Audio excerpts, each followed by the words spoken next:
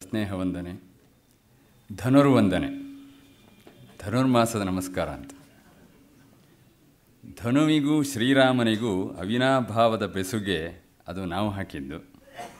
ಕೋದಂಡ ದಂಡವೂ ದಂಡ ಅಂತ ಧ್ವನಿಸಿದ ಗೋಪಾಲಕೃಷ್ಣ ಅಡಿಗರ ರಾಮನು ನಿಷ್ಕೋದಂಡನಾಗಲಿಲ್ಲ, ಅವನಿಗೂ ಬೇಕಾಯ್ತದು. ಹಾಗಾಗಿ ಧನುರ್ಮಾಸದ ಮುಂಚಾವಡಿಯಲ್ಲಿ ಧನುಷ್ಪಾಣಿಯ ಚರಿತಾರ್ಥದ ಚಿಂತನೆ ಹೆಚ್ಚು ಅರ್ಥಪೂರ್ಣವಾಗುತ್ತೆ ಅಂತ ಅನಿಸುತ್ತೆ. ಶ್ರೀರಾಮ ಪರೀಕ್ಷಣವನ್ನು ಒರೆಗಲ್ಲಿನಲ್ಲಿ ತಿಕ್ಕಿ ತೋರಿದ DVG ಅವರ ಈ ಸಭಾ ಸನ್ನಿಧಿಯಲ್ಲಿ ಇಂದು ಮೊದಲುಗೊಂಡು ಅಂದರೆ ಅದ್ಯಪ್ರಭೃತಿ 4 ದಿನದ ತನಕ ವಾಲ್ಮೀಕಿ ರಾಮಾಯಣದ ಅಯೋಧ್ಯಾಕಾಂಡದ ಕುರಿತು ಪ್ರಭಾಷಣ ಸಂಪನ್ನವಾಗಲಿಕ್ಕಿದೆ. ಅಗೆದಷ್ಟು ಮೊಗೆದಷ್ಟು ಉಗಿದೆದ್ದು ಚಿಮ್ಮುವ ಕಾವ್ಯದ ಕಾರಂಜಿ ರಾಮಾಯಣ ಅಂದರೆ ತಂಗೂಡಿಗೆ ಒಗ್ಗರಣೆ ಹಾಕುವ ಹುಂಬತನ ತೋರಿದ ಹಾಗಷ್ಟೆ. ವಿಶ್ವಸ್ತರದಲ್ಲಿ ಪ್ರಶ್ನಾತೀತವಾಗಿ ಕಾವ್ಯ ಸಾರ್ವಭೌಮತೆಯನ್ನು ಅನೂನವಾಗಿ ಉಳಿಸಿಕೊಂಡ ಮಹಾಕಾವ್ಯ ಇದು. ಮುಪ್ಪಿಲ್ಲದ ಮುದುರಿಲ್ಲದ ಮುಕ್ಕಿಲ್ಲದ ಮುಂಗಾಣಿಕೆಯ ಮಹಾಕಾವ್ಯ ವಾಲ್ಮೀಕಿ ಗೀತ. ಹೆಚ್ಚೇನು ಹೇಳುವುದು, ಇಂದು ಆಗಮಾರ್ಥಂತು ದೇವಾನಾಂ ಅಂತ ಮಹಾಕಾವ್ಯ ಕೋದಲು ಘಂಟಾನಾದಕ್ಕೆ ತೊಡಗುವವನಿಗೆ ತೋರುವ ಒಂದೇ ಕೈಮರ ರಾಮಾಯಣ. ಕಾಲವನ್ನು ಮಹಾಕಾಲನನ್ನು ದಾಟಿ ಮೈಮೆ ಮೊರೆದ ಮಹಾಗಾಥೆ ಇದು. ಗೊತ್ತಿದ್ದದ್ದೇ ಗುಂಬಳಕಾಯಿ ಅಂತ ಗುಟುರಿದ್ರೂ ಆ ಕ್ಷಣದಲ್ಲಿ ನವೋನವವಾದ ರುಚಿ ತೋರಿಸುವ ಕೂಷ್ಮಾಂಡ ಮಧುಲೇಹ. ಆದ್ದರಿಂದಲೇ ಪಿಬರೇ ರಾಮರಸಂ ಅನ್ನುವಂತಹ ಉದ್ಗಾರ. ಸುಮ್ಮನೆ ಪುಟ ತೆರೆದು ಪಂಕ್ತಿ ಮೇಲೆ ಕಣ್ಣೋಡಿಸಿದರೆ ವಾಲ್ಮೀಕಿಯ ಶಬ್ದಶಿಲ್ಪದ ಮದನಿಕೆ ಮೋಹಕವಾಗಿ ಮೈದೋರುತ್ತಾಳೆ. ಕೋಶಾರ್ಥದ ಹದ ಹಿಡಿದು ಅಂದರೆ ಡಿಕ್ಷನರಿ ಇಟ್ಟುಕೊಂಡು ಬರೀ ಶಬ್ದಕ್ಕೆ ಏನರ್ಥ ಅಂತ ನೋಡ್ಕೊಂಡು ಹೊರಟರೂ ಕೂಡ ಕೋಶಾರ್ಥದ ಹದ ಹಿಡಿದು ಹೋದವನು ವಾಲ್ಮೀಕಿಯ ಹೃತ್ಕೋಶದ ರಸಾಯನದಲ್ಲಿ ಹಾದಿ ತಪ್ಪುತ್ತಾನೆ, ಅಲ್ಲ ಅಪ್ಪುತ್ತಾನೆ. ರಸಾಯನ ಅಂದರೆ ರಸದ ಹಾದಿ ಅಂತ, ಅಯನ ಅಂದರೆ ದಾರಿ. ಅದು ರಸದ ಹಾದಿ. ರಾಮನ ನಡೆ ರಾಮಾಯಣ. ರಾಮಾಯಣದ ಅಯೋಧ್ಯಾಕಾಂಡ ಪ್ರಸ್ತುತ ಪ್ರವಚನೀಯ ವಸ್ತು. ಬಾಲಕಾಂಡದಿಂದ ಉತ್ತರಕಾಂಡದವರೆಗೆ ಅಯೋಧ್ಯ ಹಾಗೂ ಕಿಷ್ಕಿಂಧಾಕಾಂಡಗಳು ಹೆಸರಿನಿಂದಲೇ ಒಂದು ಸತ್ತೆಯತ್ತ ಬೊಟ್ಟು ಮಾಡುತ್ತವೆ. ರಾಜಕೀಯ ವಿಪ್ಲವದ ಮೂಲ ಗರ್ಭ ಈ ಕಾಂಡ. ವಸ್ತುಶಃ ರಾಮನ ಹೆದ್ದಾರಿ ಅಂದರೆ ನಮ್ಮ ಭಾಷೆಯಲ್ಲಿ ಹೈವೇ. ರಾಮನ ಹೆದ್ದಾರಿ ಕದ್ದಾರಿಯಾದ ಆದ ದಾರಿ, ಕಪ್ಪಾದ ದಾರಿ, ನ್ಯಾರೋವೇ. ಕದ್ದಾರಿಯಾದ ಕರುಣ ಸಂಧಿ ಇದು. ಗಚ್ಚತಾ ಮಾತುಲಕುಲಂ ಭರತೇನ ಮಹಾತ್ಮನ ಶತ್ರುಘ್ನೋ ನಿತ್ಯಶತ್ರುಘ್ನೋ ನೀತಃ ಪ್ರೀತಿ ಪುರಸ್ಕೃತಃ. ಶತ್ರುಘ್ನನ ಜೊತೆಗೆ, ಅವನು ಎಂಥ ಶತ್ರುಘ್ನ ಅಂದರೆ ಕಾಮಕ್ರೋಧಾದಿ ನಿತ್ಯ ಶತ್ರುಗಳನ್ನು ಜಯಿಸಿದಂತಹ ಶತ್ರುಘ್ನನ ಜೊತೆಗೆ ಭರತ ಮಾವನ ಮನೆಗೆ ಹೋದ ಎನ್ನುವ ಶ್ಲೋಕದಿಂದ ಅಯೋಧ್ಯಾಕಾಂಡ ಆರಂಭವಾಗ್ತದೆ.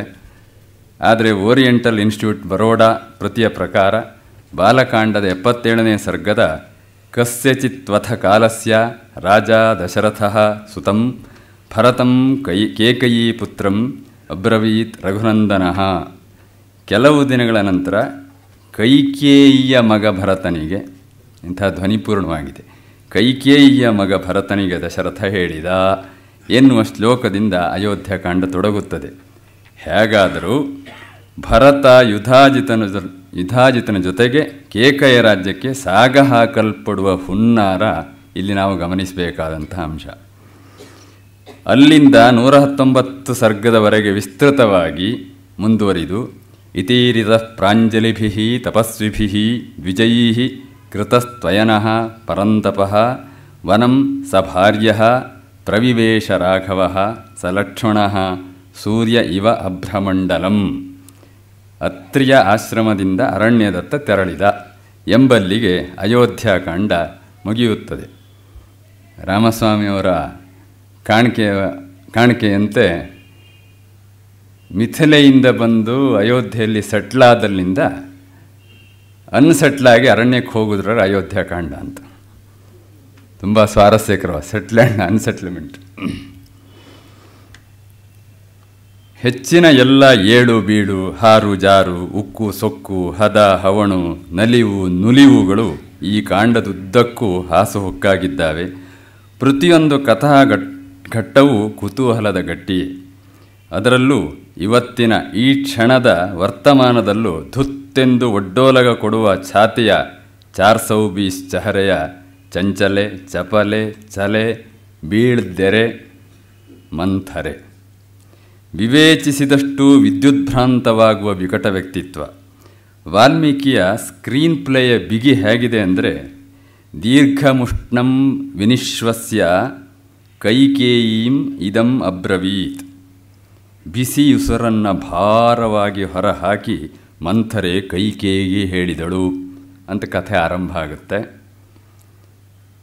ಆ ಚಿತ್ರಣ ಮುಂದೆ ಹೋಗ್ತಾ ಎಂಥ ನಾಟಕೀಯ ತಿರುವು ಕೊಡ್ತಾನೆ ಅಂದರೆ, ಮಂಥರೆಯ ದಿವ್ಯೋಪದೇಶದಿಂದ ದೀಕ್ಷಾನ್ವಿತಳಾದ ಕೈಕೇಯಿ ಅದರ ಕೊನೆಯಲ್ಲಿ ಹೇಗಾಗ್ತಾಳೆ ಅಂದರೆ, ದೀರ್ಘಂ ಉಷ್ಣಂ ವಿನಿಶ್ವಸ್ಯ ಮಂಥರಾಂ ಇದಂ ಅಬ್ರವೀತ್. ಅವಳು ಕೂಡ ಇದೇ ಥರ ದೀರ್ಘಂ ಉಷ್ಣಂ ವಿನಿಶ್ವಸ್ಯ ಅನ್ನೋದು ಎರಡೂ ಕಡೆಯಲ್ಲಿ ಸಾಮಾನ್ಯ ಪಾದ. ಮೊದಲು ಮಂಥರೆ ಪರಿಸ್ಥಿತಿ ಏನಿತ್ತು ಅಥವಾ ಭಾವಭಂಗಿ ಏನಿತ್ತು, ಕೊನೆಗೆ ಕೈಕೇಯಿ ಆ ಮಟ್ಟಕ್ಕೆ ಬರ್ತಾಳೆ. ಇಂಥ ಸ್ವಾರಸ್ಯವತ್ತು. ಅದೇ ಭಾವಭಂಗಿಯಲ್ಲಿ ಮಂಥರೆಯನ್ನು ಕುರಿತು ಕೈಕೇಯಿ ಹೇಳಿದಳು ಅಂತ ವಾಲ್ಮೀಕಿ ಎತ್ತುತ್ತಾರೆ. ಇದು ಸ್ಕ್ರೀನ್ ಪ್ಲೇಯ ಬಿಗಿ. ಎಂತಹ ಎಚ್ಚರ ಇರಬೇಕು ಕವಿಗೆ. ಮಂಥರೆ ತನ್ನ ಮಟ್ಟಕ್ಕೆ ಕೈಕೇಯಿಯನ್ನು ತರುವಲ್ಲಿ ಹೇಗೆ ಗೆದ್ದಳು ಎಂಬುದಕ್ಕೆ ಇದೊಂದು ತೋರ್ಗಲ್ಲು. ಇದು ಕಾವ್ಯಧ್ಯಾನ. ಭಾವಸ್ಥಿತಿ ಎರಡರದ್ದು ಒಂದೇ, ಅದರ ಪಾತ್ರ ಬೇರೆ ಬೇರೆಯಾಗಿರುತ್ತೆ. ಚಂಪೂ ರಾಮಾಯಣದ ಕವಿ ಅದು ಒಂದೇ ಪಾದದಲ್ಲಿ ಇನ್ನೂ ಸ್ವಾರಸ್ಯವಾಗಿ ಹೇಳ್ತಾನೆ. ಇಡೀ ಮರವನ್ನು ಒಂದು ಬೀಜದಲ್ಲಿ ಗುದುಮಿದ ಹಾಗೆ ಕೈಕೇಯ್ಯ ಸಾ ಹೃದಯಂ ಅದಯಂ ಮಂಥರ ನಿರ್ಮಮಂಥ. ನಿರ್ದಯವಾಗಿ ಕೈಕೇಯಿಯ ಬಗೆಗಡಲನ್ನು ಮಂಥರೆ ಕದಡಿ ಕಲಕಿ ಕಡೆದು ಬಿಟ್ಲಂತೆ. ಎಷ್ಟು ಸುಲಭವಾಗಿ ಹೇಳಿಬಿಟ್ಟ, ಚೆನ್ನಾಗಿ ಹೇಳಿದ. ನಮ್ಮೊಳಗೆ ನಿಸ್ಸಂಶಯವಾಗಿ ಇರಬಹುದಾದ ಒಂಥರ ಮಂಥರಗಳನ್ನು, ಗುಹರನ್ನು, ಸೌಮಿತ್ರಿಗಳನ್ನು, ಭರತರನ್ನು ರಾಮನ ಹೆಮ್ಮೈ ಹಾದಿಯ ಹತ್ತಿರ ಕೊಂಡೊಯ್ಯಲಿರುವ ಉಪನ್ಯಾಸಕ ಶ್ರೀ ಉಮಾಕಾಂತ ಭಟ್ಟರು ಗೋಖಲೆಗೆ ಪರಿಚಿತರೇ. ಉಪನ್ಯಾಸ ಯಕ್ಷಗಾನಗಳಲ್ಲಿ ತಮ್ಮ ಕಾಂತಶೀಲತೆ ತೋರಿದವರು.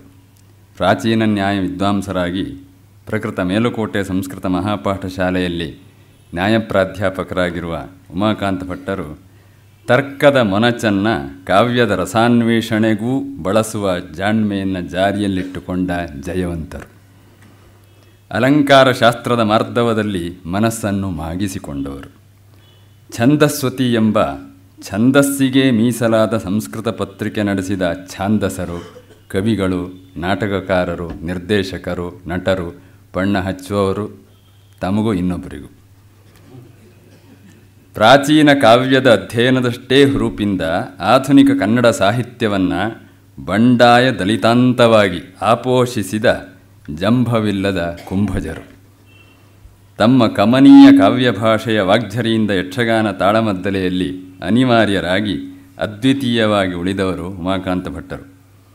ವಾಕ್ಕಿಗೂ ಅರ್ಥಕ್ಕೂ ಹೆಜ್ಜೆ ಹೆಜ್ಜೆಗೆ ಹೊಸ ಹೊಳಹು ಹೊಮ್ಮಿಸುವ ಶ್ರೀ ಉಮಾಕಾಂತ ಭಟ್ಟರಿಗೆ ಆತ್ಮೀಯ ಸ್ವಾಗತ.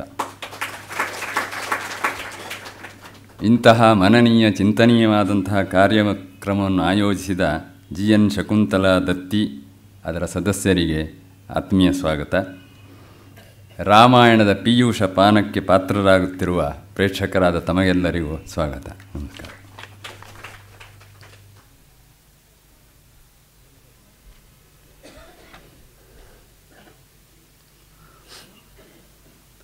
ಯದಿಂದ್ರಿಯಾಣಾಂ ವಿಷಯತ್ವಮೇತಿ ಲೋಕೇಶು ಯತ್ತತ್ವಮತೀಂದ್ರಿಯಂಚ ಕೃತ್ಸ್ರಸ್ಯ ತಸ್ಯ ಪ್ರತಿಪತ್ತಿಹೇತುಃ ವಾಗ್ದೇವತಾ ಸಾ ಮಯಿ ಸನ್ನಿಧತ್ತಾಂ. ಬಂಧುಗಳೇ, ನಮ್ಮ ಸ್ನೇಹಿತರಾದಂತಹ ಶಂಕರನಾರಾಯಣ ಉಪಾಧ್ಯಾಯರು ಉಪಕ್ರಮಿಸುವಾಗಲೇ ನಾನು ಸ್ವಲ್ಪ ಅಂಜಿದ್ದೇನೆ. ಯಾಕೆ ಅಂದರೆ ಅಯೋಧ್ಯಾಕಾಂಡದ ಸಾರವನ್ನು ಒಂದು ಕ್ಯಾಪ್ಸೂಲ್ ಆಗಿ ನಿಮಗೆ ಕೊಟ್ಟಿದ್ದಾರೆ. ಬೇಕದು. ಹಾಗೆ ಒಂದು ಬಲವಾದ ಪ್ರಚೋದನೆ ಬರದೇ ಇದ್ದರೆ ನಮ್ಮ ಮನಸ್ಸು ತುಡಿತದೆಯೇ ಹೊರತು ದುಡಿಯೋದಿಲ್ಲ. ಆದ್ದರಿಂದ ಒಬ್ಬ ಪ್ರವಚನಕಾರನ ಮನಸ್ಸಾಗಲಿ ಶ್ರೋತೃಗಳ ಮನಸ್ಸಾಗಲಿ ಚೆನ್ನಾಗಿ ದುಡಿಬೇಕು ಅಂತಾದರೆ ಅದಕ್ಕೊಂದು ಪ್ರಚೋದನೆ ಬೇಕು. ಆ ಪ್ರಚೋದನೆಯನ್ನು ಅವರು ಕೊಟ್ಟಿದ್ದಾರೆ. ಆದ್ದರಿಂದ ವೈಯಕ್ತಿಕವಾಗಿ ನಾನು ಅವರಿಗೆ ನನ್ನ ಅಭಿನಂದನೆಯನ್ನು ಹೇಳ್ತೇನೆ. ತುಂಬ ಶಬ್ದಗಳನ್ನು ಹದವಾಗಿ ಬಳಸುವ ಶಕ್ತಿ ಇದ್ದವರವರು. ಆದರೂ ಕೆಲವೊಮ್ಮೆ ಈ ಸಮಾರಂಭದ ಶೋಕಿಯಲ್ಲಿ ಕೆಲವು ಶಬ್ದಗಳನ್ನು ಜಾರಿ ಬಿಟ್ಟಿದ್ದಾರೆ ಅಂತ ನಾನು ಅಂದ್ಕೊಂಡಿದ್ದೇನೆ. ಯಾಕೆಂದರೆ ಅವರು ಪರಿಚಯಿಸುವ ಆಗ ನನ್ನ ಬಗ್ಗೆ ಬಳಸಿದ ಶಬ್ದಗಳು ನನಗೆ ಒಂದು ರೀತಿಯಿಂದ ಖುಷಿ ಕೊಟ್ಟರು, ಎಲ್ಲೋ ಆಲೋಚನೆ ಮಾಡುವಾಗ ಸುಳ್ಳು ಹೇಳ್ತಾ ಇದ್ದಾರೆ ಅವರು ಅಂತ ನನಗನ್ನಿಸಿದೆ. ಮತ್ತು ಇಂದಿನ ಈ ಆಧುನಿಕ ಜೀವನದಲ್ಲಿ ಸುಳ್ಳು ಹೇಳೋದಕ್ಕೆ ಯಾರಿಗೂ ಒಂದು ಕೌಶಲ ಅಂತ ಪ್ರತ್ಯೇಕ ಪಡ್ಕೊಳ್ಬೇಕಾದ್ದಿಲ್ಲ. ಅದು ಒಬ್ಬ ಇಷ್ಟು ವರ್ಷ ಬದುಕಿದ್ದಾನೆ ಅಂತಂದರೆ ಅವನು ಚೆನ್ನಾಗಿ ಸುಳ್ಳು ಹೇಳಿದ್ದಾನೆ ಅಂತ ಅರ್ಥ. ಅದರಲ್ಲೂ ಈ ನಾಗರಿಕ ಜೀವನದಲ್ಲಿ ಕ್ಷಣ ಕ್ಷಣಕ್ಕೆ ನಾವು ಸುಳ್ಳು ಹೇಳಬೇಕಾಗತ್ತೆ. ಅವನು ಎಷ್ಟು ಪಳಗಿ ಎಷ್ಟು ಬೆಳಗಿ ಸುಳ್ಳನ್ನು ಹೇಳ್ತಾನೆ ಅನ್ನೋದ್ರ ಮೇಲೆ ಅವನವನ ನಾಗರಿಕತೆ ಅನ್ನೋದು ನಿಶ್ಚಯವಾಗತ್ತೆ. ಅವರು ತುಂಬ ಸುಧಾರಿಸಿದವರು ಅಂತಂದರೆ ಸಾಕಷ್ಟು ಚೆನ್ನಾಗಿ ಸುಳ್ಳು ಹೇಳ್ತಾರೆ ಅಂತ. ಹಾಗೆ ಅಂದರೆ ನಮ್ಮನ್ನೇ ನಾವು ಚುಚ್ಚಿ ಹಲ್ಲು ಕಚ್ಚಿ ನಮ್ಮನ್ನು ಎಚ್ಚರಿಸಿಕೊಳ್ಬೇಕಾದ ಸಂದರ್ಭ ಇದೆ. ಆ ದೃಷ್ಟಿಯಿಂದ ಈ ಮಾತನಾಡ್ತಾ ಇದ್ದಾರೆ. ರಾಮನ ವಾಗ್ಧೋರಣೆಯನ್ನು ನಾವು ಗಮನಿಸಿಕೊಳ್ಳುವಾಗ ನಮ್ಮ ವಾಗ್ಧೋರಣೆ ಹೇಗಿದೆ ಅಂತ ನಾವು ಇದನ್ನು ಪರೀಕ್ಷೆ ಮಾಡಿಕೊಳ್ಬೇಕು. ಅಯೋಧ್ಯಾಕಾಂಡದ ಪ್ರಾರಂಭದಲ್ಲಿಯೇ ರಾಮನ ವಾಗ್ಧೋರಣೆಯ ಬಗ್ಗೆ ಒಳ್ಳೆಯ ಮಾತುಗಳು ಬಂದಿದೆ, ಬಹಳ ಒಳ್ಳೆಯ ಮಾತಿದೆ. ವಾಲ್ಮೀಕಿಗಳಿಗೆ ರಾಮನ ಗುಣವನ್ನು ವರ್ಣಿಸುವುದಕ್ಕೆ ಕೃಪಣತ್ವ ಇಲ್ಲ. ಯಾಕೆ ಅಂದರೆ ಅವರು ಎಲ್ಲವನ್ನೂ ಮರೆತು ಎಲ್ಲವನ್ನೂ ಬೇಡ ಅಂತ ಬಿಟ್ಟು ತನ್ನ ಬೇಡತನವನ್ನೂ ಬಿಟ್ಟು ವಾಲ್ಮೀಕದಲ್ಲಿ ಅಡಗಿದವರು, ಕತ್ತಲೆಯ ಒಳಗಿಂದ ಬೆಳಕನ್ನು ಕಂಡುಹಿಡಿದವರು. ಆದ್ದರಿಂದ ಅವರಿಗೆ ಯಾವ ಭಯ ಇಲ್ಲ, ಯಾವ ಕೃಪಣತ್ವ ಇಲ್ಲ. ಎಲ್ಲೆಲ್ಲಿ ಸಂದರ್ಭ ಬರುತ್ತೋ ಅಲ್ಲೆಲ್ಲ ರಾಮನ ಗುಣಗಳನ್ನು ಬಹಳ ಆಪ್ಯಾಯನವಾಗಿ ಔಚಿತ್ಯಪೂರ್ಣವಾಗಿ ಅವರು ಪ್ರಕಟಪಡಿಸ್ತಾರೆ. ಅಯೋಧ್ಯಾಕಾಂಡದ ಬಗ್ಗೆ ಎರಡು ಮಾತುಗಳನ್ನು ಆಡೋದಕ್ಕೆ ನಾನು ಇಷ್ಟಪಡ್ತೇನೆ. ಬಾಲಕಾಂಡವನ್ನು ನಾವು ಅನುಸಂಧಾನ ಮಾಡುವಾಗ ಅನೇಕ ಸಂದರ್ಭಗಳಲ್ಲೆಲ್ಲ ಆಶ್ರಮಗಳಲ್ಲಿ ವನಪ್ರದೇಶದಲ್ಲಿ ನಾವು ಕಳೆದಿದ್ದೇವೆ. ಒಂದು ಬಗೆಯ ಆರಣ್ಯಕವಾದ ಚಿಂತನೆ ರಾಮ ಲಕ್ಷ್ಮಣ ವಿಶ್ವಾಮಿತ್ರರ ಜೊತೆಗೆ ನಮಗೆ ಕೈಗೂಡಿದೆ. ಈ ಅಯೋಧ್ಯಾಕಾಂಡ ಇದು ವಾಸ್ತವಿಕವಾಗಿ ಹೆಸರೇ ತಿಳಿಸುವ ಹಾಗೆ ಉಪಾಧ್ಯಾಯರು ಅದರ ಗಮನ ಸೆಳೆದಿದ್ದಾರೆ. ಇದು ಅಯೋಧ್ಯೆಯಲ್ಲಿ ನಡೆಯುವ ಬಹುತೇಕ ಘಟನೆಗಳು. ಅಯೋಧ್ಯೆಯ ಒಳ ಹೊರ ಎರಡೂ ಅಯೋಧ್ಯಾಕಾಂಡವೇ ಇದು. ಕೆಲವೊಮ್ಮೆ ಈ ಕನ್ನಡದ ಕಾಂಡ ನಮಗೆ ನೆನಪಿಗೆ ಬರುತ್ತೆ, ಬಹಳ ಕಾಂಡ ಆಗೋಯ್ತು ಇದು ಅಂತ. ಎಷ್ಟು ಮಟ್ಟಿಗೆ ಈ ಕಾಂಡ ಶಬ್ದವನ್ನು ನಾವು ಬಳಸ್ತೇವೆ ಅಂತಂದರೆ ಹತ್ಯಾಕಾಂಡ ಅಂತ ಕೂಡ ಬಳಸಿಬಿಡ್ತೇವೆ. ಇದೇನು ಈ ಹತ್ಯ ಎಂಬುದು ಕಾಂಡ ಆಗೋದು ಹೇಗೆ ಇದು? ಈಗ ಕಾಂಡ ಎಂಬುದು ಒಂದು ಮರದ ಮಧ್ಯಭಾಗ ಅಲ್ವಾ? ಒಂದು ಬೆಳವಣಿಗೆ ಬೀಜದಿಂದ ಮೊಳಕೆಯೊಡೆದು ಗಿಡವಾಗಿ ಬೆಳೆದು ಫಲ ಕೊಡುವವರೆಗೆ ಒಂದು ಜೀವನ ವ್ಯಾಪಾರ ಇದ್ದರೆ ಅಲ್ಲಿ ತಾನೇ ಕಾಂಡ ಬರಬೇಕು. ಈ ಹತ್ಯಾಕಾಂಡ ಅಂತ ಹೇಳಿ ಅದನ್ನು ಹೇಳೋದು ಹೇಗೆ ಅಂತ ಕೇಳಿದರೆ ಅದು ಅಷ್ಟು ಅಂದರೆ ಅದನ್ನು ನಾವು ತಬ್ಬೋದಕ್ಕಾಗೋಲ್ಲ, ಮನಸ್ಸಿನಿಂದ ಊಹೆ ಮಾಡೋಕ್ಕಾಗೋಲ್ಲ. ಅಷ್ಟು ಅಗಮ್ಯ ಅನೂಹ್ಯ ಎಂಬ ಅರ್ಥದಲ್ಲಿ ನಾವು ಕಾಂಡ ಅಂತ ಶಬ್ದ ಬಳಸ್ತೇವೆ. ಬಹುಶಃ ಅಯೋಧ್ಯಾಕಾಂಡವೂ ಕೂಡ ಹಾಗೇ ಇದೆ. ಅನೂಹ್ಯವಾದಂತಹ ಸೂಕ್ಷ್ಮಾತಿ ಸೂಕ್ಷ್ಮವಾದ ಕೌಟುಂಬಿಕ ಒಂದು ಸಂಘರ್ಷಗಳನ್ನು, ವೈವಿಧ್ಯವನ್ನು, ಈ ವೈವಿಧ್ಯ ಎಲ್ಲ ವೈರುಧ್ಯ ಆಗಬೇಕು ಅಂತಿಲ್ಲ, ವೈಚಿತ್ರ್ಯ ಆಗಬೇಕು ಅಂತಿಲ್ಲ. ಆ ಅನೂಹ್ಯವಾದ ವೈವಿಧ್ಯಗಳನ್ನೆಲ್ಲ ವಾಲ್ಮೀಕಿಗಳು ಚಿತ್ರಣ ಮಾಡ್ತಾರೆ. ಈ ಗುಹೆಯಲ್ಲಿ ಅಥವಾ ವಾಲ್ಮೀಕದಲ್ಲಿ ಹುತ್ತದಲ್ಲಿ ಅಡಗಿದವರಿಗೆ ಇಷ್ಟು ಸಂಸಾರ ಚೆನ್ನಾಗಿ ಹೇಗೆ ಗೊತ್ತಾಗೋಕ್ಕೆ ಸಾಧ್ಯ ಅಂತ ಅನಿಸತ್ತೆ. ದೊಡ್ಡ ಸಂಸಾರಿ ಬ್ರಹ್ಮ, ಚತುರ್ಮುಖ ಬ್ರಹ್ಮ, ಅವನೇ ವರ ಕೊಟ್ಟಿದ್ದಾನೆ ವಾಲ್ಮೀಕಿಗಳಿಗೆ. ನೀನು ಕಣ್ಣು ಮುಚ್ಚಿದರೆ, ಕಣ್ಣು ತೆರೆದರೆ ಇಂಗಿತ, ನಿಮಿಷಿತ, ಚೇಷ್ಟಿತ ಎಲ್ಲ ಅರ್ಥವಾಗತ್ತೆ ನನಗೆ, ಅಂಗೈನಲ್ಲಿ ಕಾಯಾಗಿ ಕಾಣುತ್ತೆ ಅಂತ. ಅಷ್ಟು ದೊಡ್ಡ ಸಂಸಾರಿ ಬ್ರಹ್ಮ ವಾಲ್ಮೀಕಿಗಳಿಗೆ ವರ ಕೊಟ್ಟಿದ್ದರಿಂದ ಬಹುಶಃ ಈ ಸಂಸಾರದ ಗುಟ್ಟನ್ನೆಲ್ಲ ವಾಲ್ಮೀಕಿಗಳು ಈ ಅಯೋಧ್ಯಾಕಾಂಡದಲ್ಲಿ ಚಿತ್ರಿಸಿದ್ದಾರೆ ಅಂತ ನಾನು ಅಂದುಕೊಳ್ತಾ ಇದ್ದಾರೆ. ಒಂದು ಮಾತು ನಮಗೆ ಒಪ್ಪಿತಲ್ಲದ ಮಾತಾಡಿದ್ದಾರೆ ಉಪಾಧ್ಯಾಯರು. ಅಯೋಧ್ಯ ಮತ್ತು ಕಿಷ್ಕಿಂಧ ಈ ಕಾಂಡಗಳೆರಡು ಸಪ್ಪೆ ಅಂತ ಅನಿಸತ್ತೆ ಅಂತ. ಹಾಗೆ ಅಂದ್ಕೊಳ್ಬೇಕಾದಿಲ್ಲ, ಸಪ್ಪೆ ಅಲ್ಲ ಅದು. ಅಂದರೆ ಸಪ್ಪೆ ಮನಸ್ಸಿಂದ ನಾವು ಓದಬಾರ್ದಷ್ಟೇ. ಅದನ್ನು ತುಂಬ ಒಂದು ಕುತೂಹಲಿಗಳಾಗಿ ನಾವು ನೋಡಿದರೆ ಸಪ್ಪೆ ಅಂತ ಅನಿಸೋಲ್ಲ. ಕೆಲವೊಮ್ಮೆ ಸಪ್ಪೆ ಅಂತ ಅನಿಸೋದು ಯಾವಾಗ ಅನ್ನೋದು ಒಂದು ಇರುತ್ತೆ ನಮಗೆ. ಯಾವುದೋ ಒಂದು ಭರ ಇದ್ದಾಗ, ಒಂದು ಬಗೆಯ ವೇಗ ಇದ್ದಾಗ, ಅದಕ್ಕೆ ಒಪ್ಪಿತವಲ್ಲದ ಒಂದು ಲಯ ಬಂದರೆ, ಗತಿ ಸಿಕ್ಕಿದರೆ ನಮಗೆಲ್ಲೋ ಸಪ್ಪೆ ಅಂತ ಅನಿಸತ್ತೆ.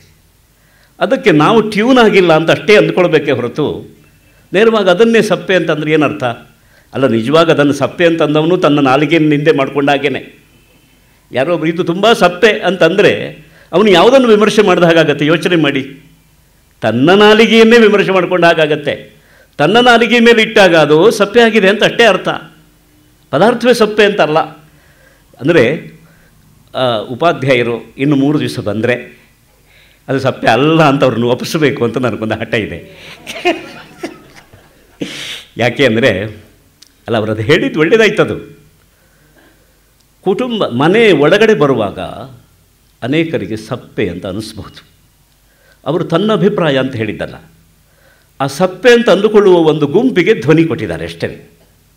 ಕೆಲವರಿಗೆ ಬೀದಿಯ ಓಡಾಟ ಅಥವಾ ಹೊರ ಜಗತ್ತಿನ ನೋಟ ಬಹಳ ಆಕರ್ಷಕವಾಗಿದ್ದಾಗ ಮನೆಗೆ ಬಂದು ಬಾಗಿಲನ್ನು ನಾಕ್ ಮಾಡುವಾಗ, ಬೆಲ್ ಮಾಡುವಾಗ, ಅಯ್ಯೋ ನಮ್ಮನೆಗೆ ನಾನು ಬರ್ತಾ ಇದ್ದೇನಲ್ಲ ಅಂತ ಅನ್ನಿಸ್ಬಿಡತ್ತೆ. ಅದು ಯಾಕೆ ಹಾಗಾಯಿತು ಅಂತ ಕೇಳಿದರೆ, ಅವರ ಆಕರ್ಷಣೆ ಮತ್ತು ಗತಿ ಅದು ಬೇರೆ ಕಡೆಗಿದೆ. ಇದು ಗತಿಯನ್ನು ಕಳ್ಕೊಳ್ಳೋಕ್ಕಿರೋ ಸ್ಥಳ ಇದು ಮನೆ. ಆಲಯ ಆಸಮಂತಾತ್ ಲೀಯತೆ ಇತಿ ಆಲಯ. ಒಂದು ವಿಶ್ರಾಂತಿಗಾಗಿ, ವಿಶ್ರಾಮಕ್ಕಾಗಿ ಬಳಲಿದ ದೇಹ, ಇಂದ್ರಿಯ ಮತ್ತು ಮನಸ್ಸನ್ನು ಮತ್ತೆ ಹುರುಪನ್ನು ಪಡ್ಕೊಳ್ಳುವಷ್ಟು ವಿಶ್ರಾಂತಿ ಕೊಡೋದಕ್ಕಾಗಿ ಮನೆ ಒಳಗೆ ಸೇರೋದು. ಈ ವಿಶ್ರಾಂತಿ ಎಂಬುದು ಎಷ್ಟು ಆಪ್ಯಾಯನ ಅಂತಂದರೆ, ಬೆಳಗ್ಗೆ 9 ಗಂಟೆವರೆಗೂ ಮುಸ್ಕೊಡೋದು ಮಲಗಿರುವ ನನ್ನ ಮಕ್ಕಳಿಗೆ ಗೊತ್ತದು ಎಷ್ಟು ಆಪ್ಯಾಯನ ಅಂತ. ಏನು ಮಾಡಿದರೂ ಬೇಗ ಹೇಳೋಲ್ಲ. ಹೋಗಬೇಕು, ಕಾಲೇಜಿಗೆ ಹೋಗಬೇಕು, ಸ್ನಾನ ಮಾಡು, ತಿಂಡಿಗಾಯಿತು ಅಂತ ಹೇಳಿದ್ರು ಅವ್ರು ಹೇಳೋಲ್ಲ. ಯಾಕೆಂದರೆ ವಿಶ್ರಾಮದ ರುಚಿ ಅವರಿಗೆ ಗೊತ್ತಾಗಿದೆ. ವಿಶ್ರಾಂತಿಯನ್ನು ಅನುಭವಿಸ್ತಾ ಇದ್ದಾರೆ. ಮುಸುಕೆಳೆದ ಆ ಚಾರದ ಒಳಗಿರುವ ಬೆಚ್ಚಗೆ ತಮ್ಮ ಶ್ವಾಸವನ್ನೇ ತಾವು ತೆಗೆದುಕೊಳ್ಳುವ ಆನಂದ ಇದೆಯಲ್ಲ, ಬಹಳ ಖುಷಿಯದು, ಬಹಳ ಸಂತೋಷ ಅದು. ಅದನ್ನು ಅವರು ಅನುಭವಿಸ್ತಾ ಇದ್ದಾರೆ. ಆದ್ದರಿಂದ ಒಂದು ಸ್ಟ್ಯಾಂಡ್ ಪಾಯಿಂಟಿಂದ, ಅಂದರೆ ಒಂದು ನಿಲುವಿನಿಂದ ಇನ್ನೊಂದು ನಿಲುವನ್ನು ನಾವು ನೋಡಬೇಕಾದ್ದಿಲ್ಲ. ಅದನ್ನು ಅಷ್ಟೇ ಸಹಜವಾಗಿ ನೋಡೋಣ ಅಂತ ನನಗನ್ಸುತ್ತೆ. ಈ ಅಯೋಧ್ಯಾಕಾಂಡ ನಿಜವಾಗಿ ಓದುವಾಗ ನನಗೆ ಎದೆ ಭಾರ ಆಗತ್ತೆ. ಯಾಕೆಂದರೆ ಬಹುಶಃ ಭಾರತೀಯ ಕುಟುಂಬ ಜೀವನದ ಒಂದು ಪಾಕ ಏನಿದೆಯೋ ಅದನ್ನೆಲ್ಲ ವಾಲ್ಮೀಕಿಗಳಲ್ಲಿ ಚಿತ್ರಿಸಿದ್ದಾರೆ. ಅದನ್ನು ನಿರೂಪಿಸುವುದಕ್ಕೆ ಅವರು ಇಡೀ ಅಯೋಧ್ಯಾಕಾಂಡವನ್ನು ಬಳಸ್ಕೊಂಡಿದ್ದಾರೆ. ಭಾರತೀಯ ಕುಟುಂಬ ಜೀವನ ಅನ್ನೋದು ಹೇಗಿತ್ತು, ಅದು ಕಾಲದಿಂದ ಕಾಲಕ್ಕೆ ಋಷಿಮುನಿಗಳ ಸಹಾಯದಿಂದ ಮತ್ತು ಬದುಕುವವರ ಪ್ರಾಮಾಣಿಕತೆಯಿಂದ, ಎರಡು ಬಹಳ ಮುಖ್ಯ, ಋಷಿಗಳ ಒಂದು ಜ್ಞಾನದಿಂದ ಮತ್ತು ಜೀವನ ಮಾಡುವವರ ಪ್ರಾಮಾಣಿಕತೆಯಿಂದ ಒಂದು ಕುಟುಂಬ ಜೀವನಕ್ಕೆ ಎಂಥ ಒಂದು ಪಾಕವನ್ನು ಕೊಟ್ಟಿದ್ದಾರೆ ಎನ್ನುವ ದೃಷ್ಟಿಯಿಂದ ನೋಡಿದರೆ ಬಹುಶಃ ಅಯೋಧ್ಯಾಕಾಂಡ ಬಹಳ ಅದ್ಭುತವಾದದ್ದು. ಕಿಷ್ಕಿಂಧಾಕಾಂಡವೂ ಅಷ್ಟೇ ಅದ್ಭುತವಾದದ್ದು. ಅಲ್ಲಿ ವಾನರ ಕುಟುಂಬಗಳನ್ನು ಚಿತ್ರಿಸ್ತಾರೆ ವಾಲ್ಮೀಕಿಗಳು.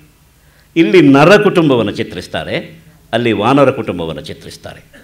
ಲಂಕೆಗೆ ಹೋದರೆ ರಾಕ್ಷಸ ಕುಟುಂಬಗಳ ಚಿತ್ರಣ ಬರುತ್ತೆ. ಸುಂದರಕಾಂಡಕ್ಕೆ ಹೋದಾಗ ನಾವು ಆ ವಿಷಯಗಳನ್ನು ನೋಡ್ಬೋದು. ಆದ್ದರಿಂದಲೇ ಮಂಕುಕ ಒಂದು ಕಡೆ ಹೇಳ್ತಾನಂತೆ ಮಾತನ್ನು, ರಾಮಾಯಣದಲ್ಲಿ ಬಹಳ ಮುಖ್ಯವಾದ ವಿಷಯ ಎಲ್ಲಿದೆ ಅಂತಂದರೆ ಅಯೋಧ್ಯಾಕಾಂಡ, ಕಿಷ್ಕಿಂಧಾಕಾಂಡ ಮತ್ತು ಸುಂದರಕಾಂಡಗಳಲ್ಲಿ ಅಂತ. ಅವನ ದೃಷ್ಟಿಯಿಂದ ಬಹಳ ಪ್ರಧಾನವಾದ, ಬಹಳ ಮುಖ್ಯವಾದ ಭಾಗ ಅಂತಂದರೆ ಅಯೋಧ್ಯಾಕಾಂಡ ಇದು. ಯಾಕೆಂದರೆ ರಾಮನ ಎಲ್ಲ ಗುಣಗಳು ಮೊಗ್ಗಾಗಿದ್ದವು ಅರಳುವುದಕ್ಕೆ ಆರಂಭ ಮಾಡುವ ಒಂದು ಸಂದರ್ಭ ಅಯೋಧ್ಯಾಕಾಂಡ. ಇಲ್ಲಿ ರಾಮನ ಒಂದು ನಡತೆ, ಅವನ ನುಡಿ, ಅವನ ಇಂಗಿತ, ಅವನ ಚೇಷ್ಟಿತ, ಹೆಚ್ಚೇಕೆ ಅವನ ಶ್ವಾಸ ನಿಶ್ವಾಸಗಳು ಕೂಡ. ಉಪಾಧ್ಯಾಯರು ಆ ದೀರ್ಘಮುಷ್ಣಂಚ ನಿಶ್ವಸ್ಯ ಎಂಬುದನ್ನು ಗುರುತಿಸಿದ್ದಾರೆ. ಚೆನ್ನಾಗಿದೆ ಅದು. ಈ ದೀರ್ಘವಾದ ಶ್ವಾಸ ಯಾವಾಗ ಬರುತ್ತೆ ಗಮನಿಸಬೇಕು ನಾವು. ಸಂಭ್ರಮದಲ್ಲಿದ್ದಾಗ ಶ್ವಾಸ ಬಹಳ ಚಿಕ್ಕದಾಗಿರುತ್ತೆ. ಅಂತ ಮೇಲೆ ಮೇಲೆ ಮೇಲೆ ಇರುತ್ತೆ. ಉತ್ಸಾಹದಲ್ಲಿ ಸಂಭ್ರಮದಲ್ಲಿರುವಾಗ ಯಾವಾಗ ಸ್ವಲ್ಪ ನೋವಿನಿಂದ ನಮ್ಮ ಇಂದ್ರಿಯಗಳು ಮನಸ್ಸು ಹಿಂದಕ್ಕೆ ತಿರುಗ್ತದೆಯೋ ಮತ್ತು ಏನನ್ನೋ ಹುಡುಕೋದಕ್ಕೆ ಆರಂಭ ಮಾಡ್ತದೆಯೋ ಆಗ ದೀರ್ಘವಾದ ಶ್ವಾಸ ಬರುತ್ತೆ. ಅಲ್ಲಿ ಉಷ್ಣತೆ ಇರುತ್ತೆ, ಶೋಕದ ಕಾವು ಅದಕ್ಕೆ ಸೇರಿಕೊಳ್ಳುತ್ತೆ. ನಾವು ಹಿಂದಿನ ಉಪನ್ಯಾಸದ ಅವಧಿಯಲ್ಲಿ ಇದನ್ನು ಬಹಳ ಚೆನ್ನಾಗಿ ಆಲೋಚನೆ ಮಾಡಿದ್ದೇವೆ. ಎಲ್ಲ ತಪಸ್ಸಿನ ಹಿಂದೆ ಒಂದು ತಾಪ ಇದೆ. ಆದ್ದರಿಂದ ಈ ತಾಪವನ್ನು ತಪಸ್ಸಾಗಿಸಿಕೊಳ್ಳುವ ಮಾರ್ಗದರ್ಶನ ಇದ್ದರೆ ಎಲ್ಲ ತಾಪವೂ ತಪಸ್ಸಾಗತ್ತೆ. ಆದ್ದರಿಂದ ತಪಸ್ಸಿಗೆ ಬೇಕಾದ ದೀರ್ಘಂ ಉಷ್ಣಂಚ ನಿಶ್ವಸ್ಯ. ಈ ದೀರ್ಘಶ್ವಾಸ ನಿಶ್ವಾಸಗಳು ಉಷ್ಣ ಶೋಕಭರವಾದ ಶೋಕಭಾರವಾದ ಶ್ವಾಸ ನಿಶ್ವಾಸಗಳು ಹುಟ್ಟುಕೊಳ್ಳೋದು ಕಾಲ ಇದೆಯಲ್ಲ, ಇದು ಎಲ್ಲೋ ಒಂದು ಕಡೆಗೆ ನಮ್ಮ ಓಟವನ್ನು ನಿಲ್ಲಿಸಿ ಹಿನ್ನೋಟವನ್ನು ಬೆಳೆಸುವ ಒಳನೋಟವನ್ನು ತೆರೆಸುವ ಒಂದು ಕ್ರಿಯೆ ಆಗತ್ತೆ. ಸರಿಯಾದ ಮಾರ್ಗದರ್ಶನ ಇಲ್ಲದೇ ಇದ್ದರೆ ಅಂಥವರಿಗೆ ಹಿನ್ನೋಟ ಮಾತ್ರ ಬರಬಹುದು, ಒಳನೋಟ ತೆರ್ಕೊಳ್ಳೋದಿಲ್ಲ. ಆದ್ದರಿಂದಲೇ ಒಬ್ಬ ಆಚಾರ್ಯ ಗುರು ಇರಬೇಕು ಅಂತ ಹೇಳಿ ಅಥವಾ ಒಂದು ಮೇಲ್ಪಂಕ್ತಿ ಸಮಾಜದಲ್ಲಿ ಇರಬೇಕು ಅಂತ ನಾವು ಅಪೇಕ್ಷೆ ಪಡ್ತೇವೆ. ಈ ದೃಷ್ಟಿಯಿಂದ ಅಯೋಧ್ಯಾಕಾಂಡ ಬಹಳ ಅಪೂರ್ವವಾದ ಒಂದು ಅದ್ಭುತವಾದಂತಹ ಅನುಭವವನ್ನು ನಮಗೆ ಕೊಡುತ್ತೆ. ಒಂದು ಕೌಟುಂಬಿಕವಾದ ಅನುಭವವನ್ನು ಹೊಸ ಭಾಷೆಯಲ್ಲಿ ಹೇಳೋದಾದರೆ ಕಟ್ಟಿ ಕೊಡಬಲ್ಲದು. ನಿಜವಾಗಿ ಅನುಭವವನ್ನು ಕಟ್ಟಿಕೊಡಬಾರ್ದು. ಯಾಕೆಂದರೆ ಅನುಭವ ಸಹಜವಾಗಿ ಬರಬೇಕಿದ್ರೆ ಅದನ್ನು ಕಟ್ಟೋದಕ್ಕೆ ಹೋದರೆ ಅದು ಕೃತ್ರಿಮ ಆಗತ್ತೆ. ಅದು ಆದ್ದರಿಂದ ಆ ಅನುಭವವನ್ನು ಹುಟ್ಟಿಸುವ, ಅನುಭವವನ್ನು ನಮ್ಮೊಳಗೆ ಜಾಗರಿಸುವಂತಹ ಒಂದು ಸಾಮಗ್ರಿ ಈ ಅಯೋಧ್ಯಾಕಾಂಡದಲ್ಲಿದೆ. ಭಾರತೀಯರ ಕುಟುಂಬ ಹೇಗಿದೆ ಎನ್ನುವುದನ್ನು ಸ್ವಲ್ಪ ನಾವು ಯೋಚನೆ ಮಾಡಿಕೊಳ್ಬೇಕು. ಉಳಿದವರ ಕುಟುಂಬಕ್ಕೂ ನಮ್ಮ ಕುಟುಂಬಕ್ಕೂ ಇರುವ ವ್ಯತ್ಯಾಸ ಏನು, ಅಥವಾ ನಮ್ಮ ಕುಟುಂಬ ಎಂಬುದು ಹೇಗೆ ಒಂದು ಬಲವಾದ ಸಾಮಾಜಿಕ ಸಂಸ್ಥೆ, ಇದನ್ನು ನಾವು ಗ್ರಹಿಸಿಕೊಳ್ಬೇಕು. ಇವತ್ತು ನಾವು ಅನೇಕ ಸಾಮಾಜಿಕ ಸಂಸ್ಥೆಗಳನ್ನು ನೋಡ್ತೇವೆ, ಸಹಕಾರಿ ಸಂಘಗಳನ್ನು ನೋಡ್ತೇವೆ. ಬೇರೆ ಬೇರೆ ಉದ್ದೇಶಕ್ಕಾಗಿ ಅನೇಕರು ಅನೇಕ ಸಂಸ್ಥೆಗಳನ್ನು ಕಟ್ಟಿಕೊಡ್ತಾರೆ. ಅದು ಆ ಉದ್ದೇಶಕ್ಕೆ ಮಾತ್ರ ಸೀಮಿತವಾಗಿರುತ್ತೆ. ಆ ಉದ್ದೇಶವು ಎಷ್ಟೋ ಸರಿ ನಡೆದೇ ಇರಬಹುದು. ಆದರೆ ಈ ಕುಟುಂಬ ಎಂಬ ಸಾಮಾಜಿಕ ಸಂಸ್ಥೆ ಇದೆಯಲ್ಲ, ಇದು ಕೇವಲ ಸಾಮಾಜಿಕ ಸಂಸ್ಥೆ ಅಲ್ಲ. ನಾನು ಸುಮ್ಮನೆ ಪ್ರವೇಶಕ್ಕಾಗಿ ಮಾತ್ರ ಈ ಶಬ್ದವನ್ನು ಬಳಸ್ತಾ ಇದ್ದೇನೆ. ಯಾಕೆಂದರೆ ಸಮಾಜ ಅಂದರೆ ಒಂದು ಸಂಸ್ಥೆ, ಸಾಮಾಜಿಕ ಸಂಸ್ಥೆ ಅಂತ ಮತ್ತೆ ಹೇಳಬೇಕಾದ ಅಗತ್ಯ ಇಲ್ಲ. ಶಬ್ದ ಪ್ರಯೋಗನ ಹಾಗೆ ಮಾಡಬಾರ್ದು, ಆಂಶಿಕವಾದ ಒಂದು ಪುನರುಕ್ತಿ ಆಗುತ್ತೆ. ಈ ಕುಟುಂಬ ಎಂಬ ಸಂಸ್ಥೆ ತುಂಬ ಸಹಜವಾಗಿದೆ. ಆದ್ದರಿಂದಲೇ ಇದನ್ನು ಸಂಸ್ಥಾ ಎಂಬ ಶಬ್ದದಿಂದ ಹೇಳ್ತೇವೆ ನಾವು. ಯಾಕೆಂದರೆ ಪ್ರಕೃತಿ ಪುರುಷರ ಸಮಾಗಮ, ಈ ಪ್ರಕೃತಿ ಪುರುಷರ ಸಮಾಗಮವೇ ಪ್ರಪಂಚದ ವಿಸ್ತಾರಕ್ಕೆ ಕಾರಣವಾದದ್ದು. ಬಹುಸ್ಯಾಂ ಪ್ರಜಾಯೇಯ ಎಂಬ ಆದಿಕಾಮನೆ ಒಂದನ್ನು ಎರಡಾಗಿಸಿತು, ಎರಡನ್ನು ಮತ್ತೆ ಒಂದಾಗಿಸಿ ಮೂರು ಮಾಡಿತು, ಮೂರನ್ನು 100 ಮಾಡಿತು, 100ನ್ನು ಲಕ್ಷ ಕೋಟಿಯಾಗಿ ವಿಸ್ತಾರ ಮಾಡಿತು. ಆದ್ದರಿಂದ ಈ ಸೃಷ್ಟಿಯ ವಿಸ್ತಾರ ಆದದ್ದೇ ಒಂದು ಎರಡಾಗಿ, ಎರಡು ಮತ್ತೆ ಒಂದಾಗುವ ಒಂದು ಸಂಯೋಜನೆಯಿಂದ. ಈ ಎರಡು ಒಂದಾಗುವ ಒಂದು ಸಂಘಟನೆ ಇದೆಯಲ್ಲ, ಸಂಘಟನ ಎಂಬ ಶಬ್ದವನ್ನು ಬಳಸಬೇಕು. ಈ ಸಂಘಟನವೇ ನಿಜವಾದ ಸಂಸಾರ. ಇದನ್ನು ನೋಡಿ ಆ ಮಾದರಿಯಲ್ಲಿ ನಮ್ಮ ಕುಟುಂಬವನ್ನು ಋಷಿಗಳು ಬೆಳೆಸಿಕೊಟ್ರು. ಆದ್ದರಿಂದಲೇ ಇವತ್ತು ಎಷ್ಟೋ ಹೊಸ ಪ್ರಶ್ನೆಗಳಿಗೂ ನಾವು ಉತ್ತರವನ್ನು ಕೊಡೋಕ್ಕೆ ಸಾಧ್ಯ ಆಗಿದೆ. ಅದು ತುಂಬ ನೈಸರ್ಗಿಕವಾದಂತಹ ಕುಟುಂಬ ವ್ಯವಸ್ಥೆ. ಆದ್ದರಿಂದ ಭಾರತೀಯರದ್ದು ಹೊಸ ಕಾಲದ ಹೊಸ ಪ್ರಶ್ನೆಗಳಿಗೆ, ಹೊಸ ಭಾವನೆಗಳಿಗೆ, ಹೊಸ ಆಕ್ಷೇಪಗಳಿಗೆ ನಮ್ಮಲ್ಲಿ ಉತ್ತರ ಇದೆ, ನಮ್ಮಲ್ಲಿ ಸಿದ್ಧತೆ ಇದೆ. ಅದೇ ಬೇರೆಯ ದೇಶದ ಕುಟುಂಬದ ವ್ಯವಸ್ಥೆಯಲ್ಲಿ ಹೊಸ ಆಕ್ಷೇಪಗಳಿಗೆ, ಹೊಸ ಚಾಲೆಂಜ್ಗಳಿಗೆ ಸಿದ್ಧತೆ ಇಲ್ಲ, ಉತ್ತರ ಇಲ್ಲ. ಅವರಲ್ಲಿ ಉತ್ತರ ಕೊಡೋಕ್ಕಾಗೋದಿಲ್ಲ. ಮತ್ತೊಮ್ಮೆ ಅವರು ತಮ್ಮ ಸಂಸಾರವನ್ನು ಒಡೆದು ಬೇರೆ ರೀತಿ ಕಟ್ಕೊಳ್ಬೇಕಾಗತ್ತೆ. ಅವರು ನಮಗೆ ಹಾಗೆ ಕಟ್ಕೊಳ್ಳೋ ಅವಶ್ಯಕತೆ ಇಲ್ಲ. ಯಾಕೆ ಅಂದರೆ ಸೃಷ್ಟಿ ಸಹಜವಾದ ಕ್ರಮದಲ್ಲಿ ನಮ್ಮ ಒಂದು ಕುಟುಂಬ ಇದೆ. ತಂದೆ ತಾಯಿ ಮೊದಲು ಪ್ರಕೃತಿ ಪುರುಷರಾಗಿದ್ದವರು ಸಂತತಿಯನ್ನು ಪಡೆದಾಗ ತಂದೆ ತಾಯಿ. ಅಧಿಪ್ರಜಾ ಎಂಬ ಒಂದು ಅಧಿಕರಣ ತೈತ್ರಿಯ ಉಪನಿಷತ್ತು ಹೇಳುತ್ತೆ ಇದನ್ನು. ಮಾತಾ ತಾಯಿ ಪೂರ್ವರೂಪ, ಪಿತಾ ತಂದೆ ಉತ್ತರ ರೂಪ, ಪ್ರಜಾ ಎಂಬುದು ಸಂಧಿ ಒಂದೇ. ಯಾಕೆಂದರೆ ಅದು ಪ್ರಜಾ ಪ್ರಕರ್ಷೇಣ ಜಾಯತೆ, ಪ್ರಜಾ ಹುಟ್ಟುಕೊಂಡು ಬರಬೇಕಲ್ಲ. ಆದ್ದರಿಂದ ಈ ಹುಟ್ಟು, ಅದರ ಹಿಂದಿರುವಂತಹ ಒಂದು ಗುಟ್ಟು, ಎರಡು ಸೇರಿ ಸಂಸಾರ ಅಂತ ಆಗಿದೆ. ಆದ್ದರಿಂದ ಈ ಸಂಸ್ಥೆ ಏನಾಗತ್ತೆ ಅಂದರೆ ರಕ್ತದ ಜೊತೆಗೆ ಇನ್ನೂ ಸೂಕ್ಷ್ಮವಾಗಿ ಹೋದರೆ ಶುಕ್ರ ಶೋಣಿತಗಳ ಜೊತೆಯಲ್ಲಿ ರೇತಸ್ಸಿನ ಜೊತೆಯಲ್ಲಿ ಬೆಳಕೊಂಡು ಬರುವಂಥದ್ದಾಗಿದೆ ಇದು. ಹಾಗಾಗಿ ಇದೊಂದು ಯಜ್ಞವಾಗಿ ನಿಂತುಕೊಂಡಿದೆ. ಆದ್ದರಿಂದ ಇಲ್ಲಿ ಒಂದು ಹೋಮ ಮಾಡೋದು, ಯಜ್ಞ ಮಾಡೋದು ಎನ್ನುವುದಕ್ಕಿಂತ ಸಂಸಾರವೇ ಒಂದು ಯಜ್ಞ. ಋಷಿಗಳು ಎಷ್ಟರ ಮಟ್ಟಿಗೆ ನಮ್ಮನ್ನು ಎಚ್ಚರಿಸಿದ್ದಾರೆ ಅಂತಂದರೆ, ನಾವು ಶ್ವಾಸ ನಿಶ್ವಾಸಗಳು ಕೂಡ ಒಂದು ಯಜ್ಞ ಆಗತ್ತೆ, ಊಟ ಅದೊಂದು ಯಜ್ಞ ಆಗತ್ತೆ, ನೋಟ ಅದೊಂದು ಯಜ್ಞ ಆಗತ್ತೆ. ಅದಕ್ಕೆ ಬೇಕಾದ ಮನೋಧರ್ಮವನ್ನು ನಾವು ಕೂಡಿಸ್ಕೊಳ್ಬೇಕಷ್ಟೇ. ಕ್ರಿಯೆ ಯಾವುದೋ ಒಂದು ಕ್ರಿಯೆ ಯಜ್ಞ ಆಗೋದು, ಯಜ್ಞ ಆಗದೇ ಇರೋದು ಅದರ ಹಿಂದುಗಡೆ ಇರುವ ಮನೋಭಾವದಿಂದ, ಮನೋಧರ್ಮದಿಂದ. ಬೇಕು ಬೇಕು ಅಂತ ನಾವು ಕ್ರಿಯೆ ಮಾಡಿದರೆ, ತೊಡಗಿದರೆ ಯಜ್ಞ ಅಲ್ಲ ಅದು.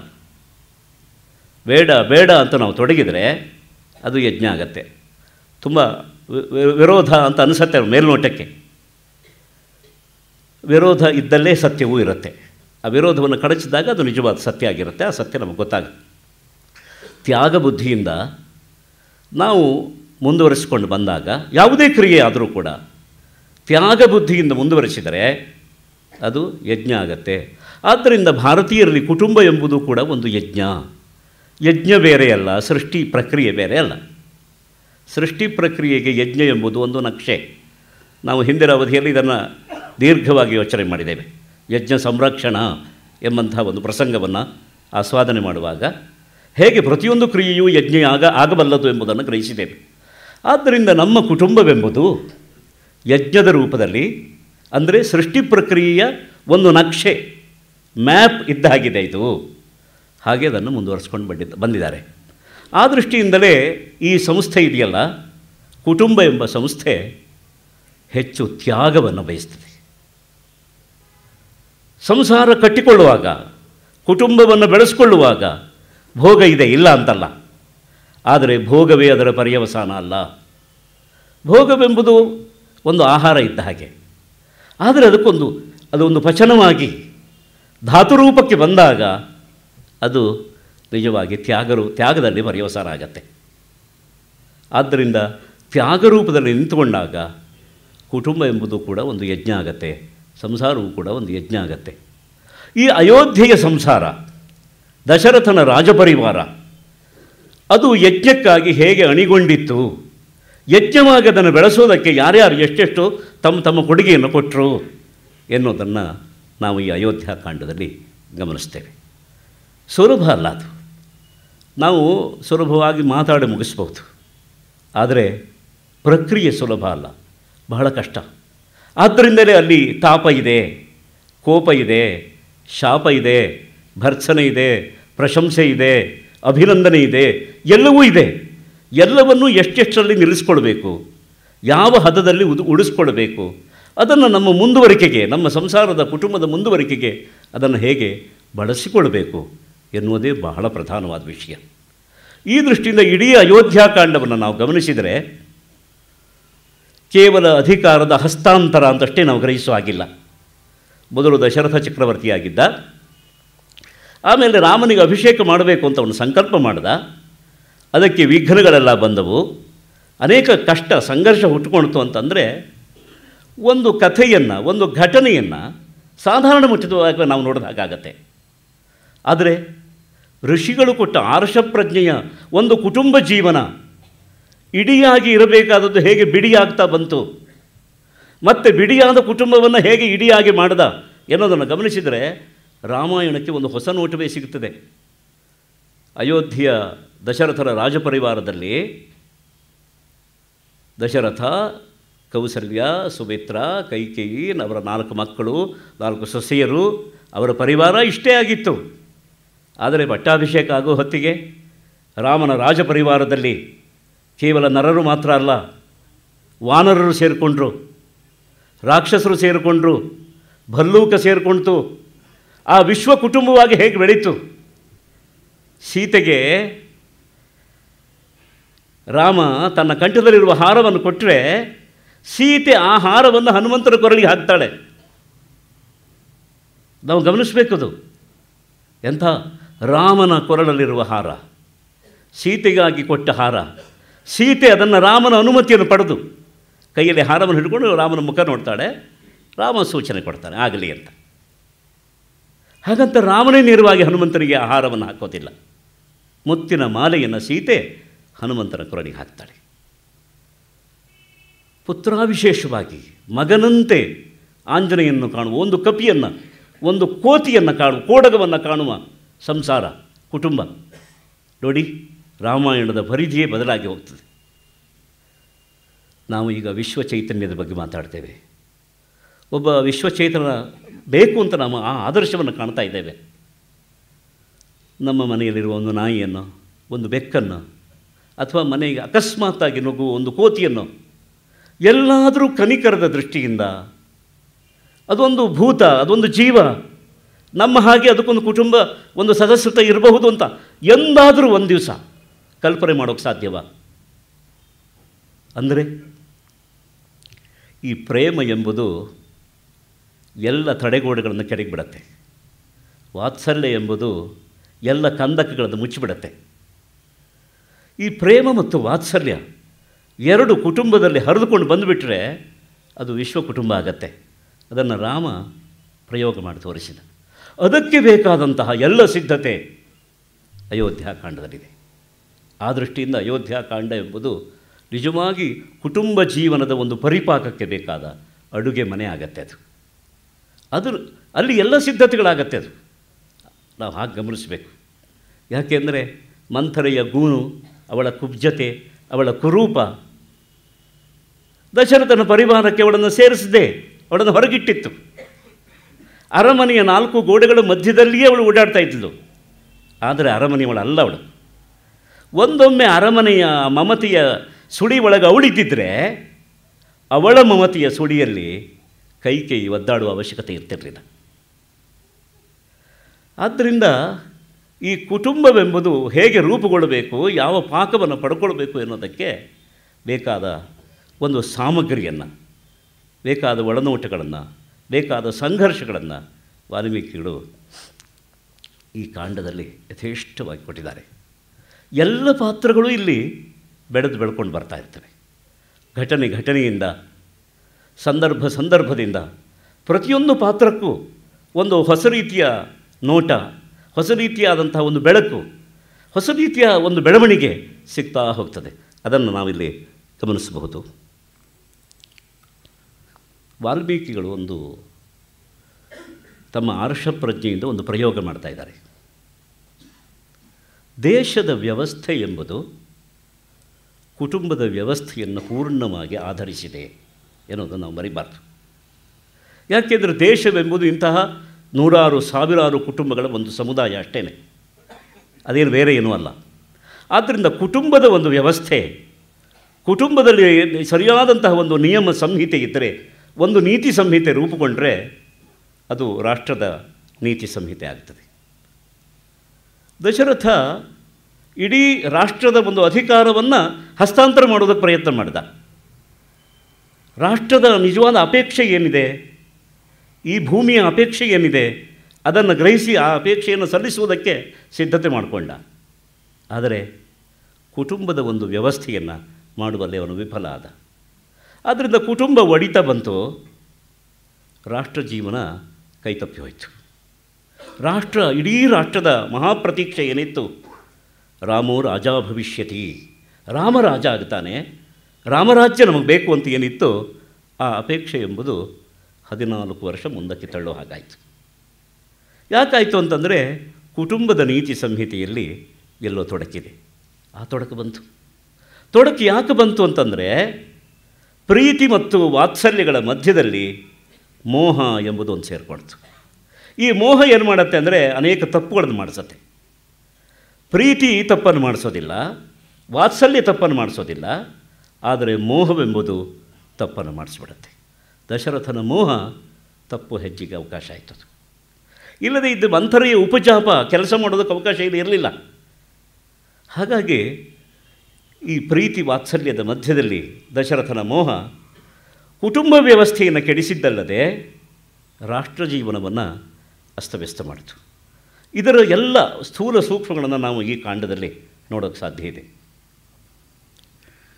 ಎಷ್ಟು ಈ ಕಾಂಡದಲ್ಲಿ ಚೆನ್ನಾಗಿದೆ ಅಂತಂದರೆ ಬಹುತೇಕ ಶ್ಲೋಕಗಳನ್ನು ನಾವು ಓದಿ ಅನುಭವಿಸಬೇಕಾಗತ್ತೆ. ಯಾಕೆಂದರೆ ಅದಕ್ಕೆ ಆ ಶ್ಲೋಕದ ನಿಜವಾದಂತಹ ಅರ್ಥಸೀಮೆ ಎಷ್ಟಿದೆ, ಅದರ ಅರ್ಥಛಾಯೆ ಎಷ್ಟಿದೆ ಅನ್ನೋದು ಮುಂದಕ್ಕೆ ಹೋದಾಗ ಈ ಶ್ಲೋಕ ನಮಗೆ ನೆನಪಿಗೆ ಬರುತ್ತೆ. ಓಹೋ, ಈ ಕಾರಣಕ್ಕೆ ಅದನ್ನು ಇಲ್ಲಿ ಹೇಳಿದ. ಉದಾಹರಣೆಗೆ ರಾಮನ ಗುಣವರ್ಣನೆಯಲ್ಲಿ ಒಂದು ಸಾರಿ ವಾಲ್ಮೀಕಿಗಳು ಸಹಜವಾಗಿ ತಾವೇ ಕಥೆ ಹೇಳುವರಾಗಿ ಒಬ್ಬ ಕಥಕನಾಗಿ ರಾಮನ ಗುಣವನ್ನು ವರ್ಣನೆ ಮಾಡ್ತಾರೆ. ಆಮೇಲೆ ದಶರಥನಿಗೆ ರಾಮನಿಗೆ ಪಟ್ಟಕ್ಕೆ ಅಭಿಷೇಕ ಮಾಡಬೇಕು ಎನ್ನುವ ಸಂಕಲ್ಪ ಹುಟ್ಟುವಾಗ ದಶರಥನ ಮೂಲಕ ರಾಮನ ಗುಣವನ್ನು ವರ್ಣನೆ ಮಾಡ್ತಾರೆ. ನಂತರ ಪ್ರಜೆಗಳ ಮುಂದೆ ಈ ವಿಷಯವನ್ನು ಇಟ್ಟಾಗ ಪ್ರಜೆಗಳು ಒಪ್ಪಿಕೊಂಡು ಸಂತೋಷದಿಂದ ಅದನ್ನು ಸ್ವಾಗತಿಸುವಾಗ ಮತ್ತೆ ರಾಮನ ಗುಣವನ್ನು ವರ್ಣನೆ ಮಾಡ್ತಾರೆ. ಇದರ ಅರ್ಥ ಏನು ಅಂದರೆ, ಒಬ್ಬ ವ್ಯಕ್ತಿಯಿಂದ ಆರಂಭಿಸಿ ಸಚಿವ, ಅಮಾತ್ಯ, ರಾಷ್ಟ್ರವನ್ನಾಳುವ ಒಬ್ಬ ಚಕ್ರವರ್ತಿಯವರೆಗೆ ಎಲ್ಲರ ನಿರೀಕ್ಷೆಯ ಕೇಂದ್ರ ಏನಾಗಿತ್ತು ಅಂದರೆ ರಾಮ ಆಗಿದ್ದ. ರಾಮನಲ್ಲಿ ಈ ಗುಣಗಳೆಲ್ಲ ತುಂಬಿಕೊಂಡು ಬರಬೇಕು ಅಂದರೆ ಅಂತಹ ಒಬ್ಬ ಮಹಾನಾಯಕ. ನಾವು ಹಿಂದೆ ಜ್ಞಾಪಿಸಿಕೊಂಡ ಹಾಗೆ ಸಮಾಜ ನಾಯಕ, ರಾಷ್ಟ್ರನಾಯಕ ಮತ್ತು ರಸನಾಯಕ, ಈ ಮೂರೂ ನಾಯಕತ್ವ ರಾಮದಲ್ಲಿ ತುಂಬಿಕೊಂಡು ಬರಬೇಕು ಎನ್ನುವುದೇ ಅವರ ಪ್ರತೀಕ್ಷೆಯಾಗಿತ್ತು. ಆ ಪ್ರತೀಕ್ಷೆಯಿಂದ ರಾಮದಲ್ಲಿ ಒಂದೊಂದು ನೇರಕ್ಕೆ ಒಂದೊಂದು ಗುಣವನ್ನು ಅವರು ಕಂಡರಿಸ್ತಾ ಇದ್ದರು.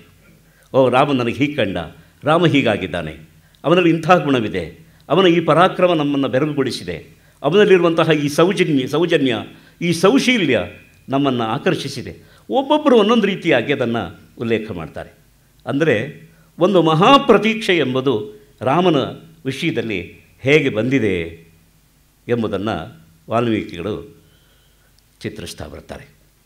ಚಿತ್ರಿಸುವುದರ ಜೊತೆಗೆ ಒಂದು ಕುಟುಂಬ ಅದು ಶೈಥಿಲ್ಯವನ್ನು ಪಡ್ಕೊಳ್ಳದೆ, ಆ ಕುಟುಂಬ ಎಂಬುದು ವಿಭಕ್ತವಾಗದೆ ಉಳಿಬೇಕು ಅಂತಾದರೆ ಗುಣಗ್ರಹಣ ಚೆನ್ನಾಗಿರಬೇಕು. ಅದಕ್ಕೆ ಕಾರಣ ಏನು ಅಂದರೆ ನೋಡಿ, ಯಾವುದೇ ಕುಟುಂಬ, ಈಗ ಹಳ್ಳಿಗಳಲ್ಲಿ ಅವಿಭಕ್ತ ಕುಟುಂಬಗಳು ಹೆಚ್ಚಿರ್ತವೆ, ಪಟ್ಟಣಗಳಲ್ಲಿ ಸ್ವಲ್ಪ ಕಡಿಮೆ ಇರ್ತದೆ. ಪಟ್ಟಣಗಳಲ್ಲೂ ಅವಿಭಕ್ತ ಕುಟುಂಬಗಳು ಇವೇ ಇಲ್ಲ ಅಂತಲ್ಲ, ಸ್ವಲ್ಪ ಕಡಿಮೆ. ಇದಕ್ಕೆ ನಾವು ಕಾರಣವನ್ನು ಬೇರೆ ಬೇರೆ ಕೊಡ್ತೇವೆ. ಪಟ್ಟಣದಲ್ಲಿ ಎಲ್ಲರೂ ಉದ್ಯೋಗ ಆಸಕ್ತರಾದ್ದರಿಂದ, ಉದ್ಯೋಗಕ್ಕೆ ಹೋಗುವ ಅನಿವಾರ್ಯತೆ ಇರೋದರಿಂದ ಅವಿಭಕ್ತರಾಗಿ ಇರೋದಕ್ಕೆ ಸಾಧ್ಯ ಇಲ್ಲ ಅಂತ ನಾವು ನಿರ್ಣಯ ಮಾಡ್ಕೊಂಡಿರ್ತೇವೆ. ಯಾಕೆಂದರೆ ನಮ್ಮ ಜೀವನ ರಚನೆ ಆಗಿದೆ ಅಂತ ಹೇಳ್ತೇವೆ. ವಸ್ತುತಃ ಒಂದು ಕುಟುಂಬ ವಿಭಾಗ ಆಗೋದಕ್ಕೆ ಏನು ಕಾರಣ ಅಂತ ಕೇಳಿದರೆ, ಎಲ್ಲೋ ಒಂದು ಕಡೆಗೆ ಸೌಜನ್ಯ ಮತ್ತು ಸೌಮನಸ್ಯ ಕೆಡೋದೇ ಕಾರಣ ಆಗಿರುತ್ತೆ.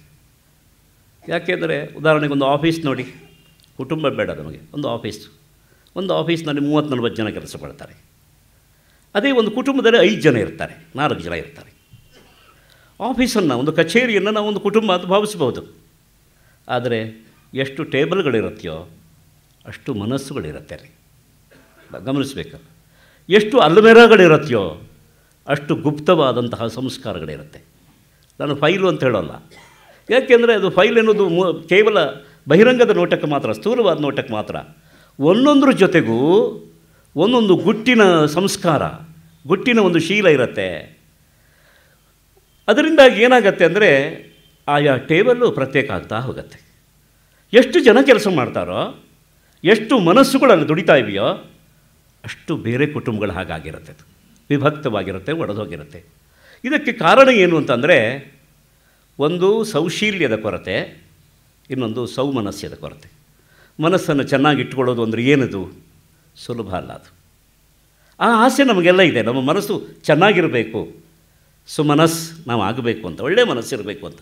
ಒಳ್ಳೆಯ ಮನಸ್ಸು ಅಂದರೆ ಏನು ರೀ ಅಂತ ಪ್ರಶ್ನೆ ಸುಲಭವಾಗಿ ಕೇಳ್ಬೋದು, ನಿರೂಪಿಸೋದು ಬಹಳ ಕಷ್ಟ.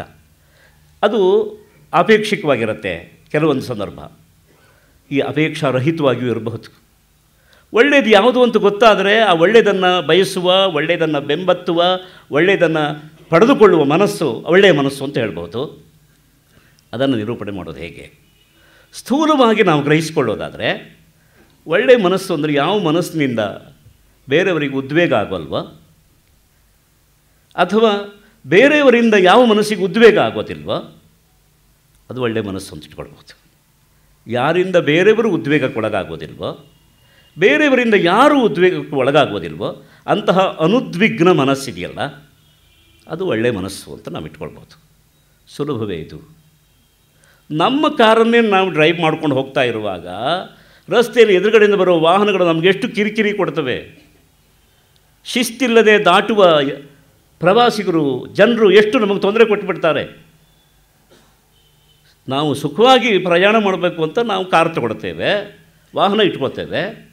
ಕಾರ್ ಹತ್ತಿ ಇಳಿಯೋವರೆಗೆ ಸುಖ ಅಂತ ಯಾರಿಗೂ ಇಲ್ಲ. ಬಹುಶಃ ವೆಹಿಕಲ್ ಡ್ರೈವ್ ಮಾಡೋರು ಕೇಳಿದ್ದೀವಿ, ಹೇಳಿ, ಸುಖ ಅಗತ್ಯ ಇಲ್ಲ.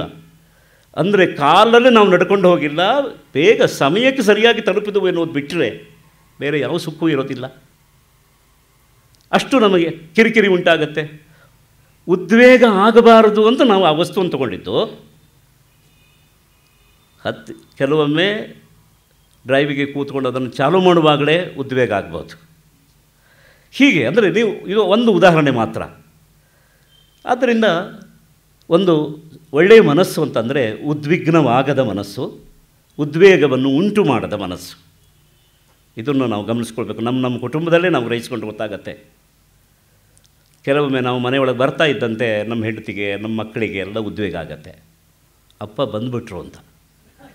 ಬಂದುಬಿಟ್ರು ಅಂದರೆ ಹಾಗಲ್ಲ, ಅವ್ರು ಬರಬಾರ್ದು ಅಂತಲ್ಲ, ಅವರಿಗೆ ಈಗ ಬರಬಾರ್ದಿತ್ತು, ಫೋನ್ ಮಾಡಿ ಬರಬಹುದಿತ್ತು, 10 ನಿಮಿಷ ತಡೆದು ಬರಬಹುದಿತ್ತು. ಯಾಕೆಂದರೆ ಯಾವುದೋ ಒಂದು ವಿಷಯ ಅವರನ್ನು ಪ್ರತ್ಯೇಕವಾಗಿ ನಮಗೆ ಗೊತ್ತಿಲ್ಲದೆ ಅವರು ನಿರ್ಣಯ ಮಾಡಬೇಕಾಗಿದೆ. ಆದ್ದರಿಂದ ಅವರಿಗೆ ಉದ್ವೇಗ ಆಗಿಬಿಡತ್ತೆ. ಹಾಗೆ ನಮಗೂ ಉದ್ವೇಗ ಆಗಿಬಿಡತ್ತೆ. ಅಯ್ಯೋ, ನಾನು ಮನೆಯೊಳಗೆ ಬರುವಾಗ ಇವರೆಲ್ಲ ಇಲ್ಲೇ ಇದ್ದಾರಲ್ಲ ಅಂತ. ಯಾವುದಾದ್ರು ಸಮಾರಂಭಕ್ಕೆ ಹೋಗಿರಬಾರ್ದಾ? ಅಂದರೆ ಯಾಕೆ ಹೇಳ್ತೇನೆ ಅಂದರೆ, ಈ ಉದ್ವೇಗಕ್ಕೆ ಪ್ರಬಲವಾದ ಕಾರಣ ಇಲ್ಲದೇ ಇದ್ದರೂ ಎಲ್ಲವೂ ಕಾರಣವಾಗ್ತಾ ಇದೆ. ಆದ್ದರಿಂದ ಈ ಉದ್ವೇಗ ಇದ್ದರೆ ನಮ್ಮ ಮನಸ್ಸು ಒಳ್ಳೆಯ ಮನಸ್ಸಾಗೋಕ್ಕೆ ಸಾಧ್ಯ ಇಲ್ಲ. ಅನುದ್ವಿಗ್ನವಾದ ಮನಸ್ಸು, ಉದ್ವೇಗವನ್ನು ಕೊಡದೇ ಇರುವ ಮನಸ್ಸು ಸುಮನಸ್ ಅಂತಿಟ್ಟುಕೊಂಡ್ರೆ ಬಹುಶಃ 100ಕ್ಕೆ 90 ನಮ್ಮ ಸಮಸ್ಯೆಗಳೆಲ್ಲ ನೀಗಿ ಹೋಗ್ತವೆ.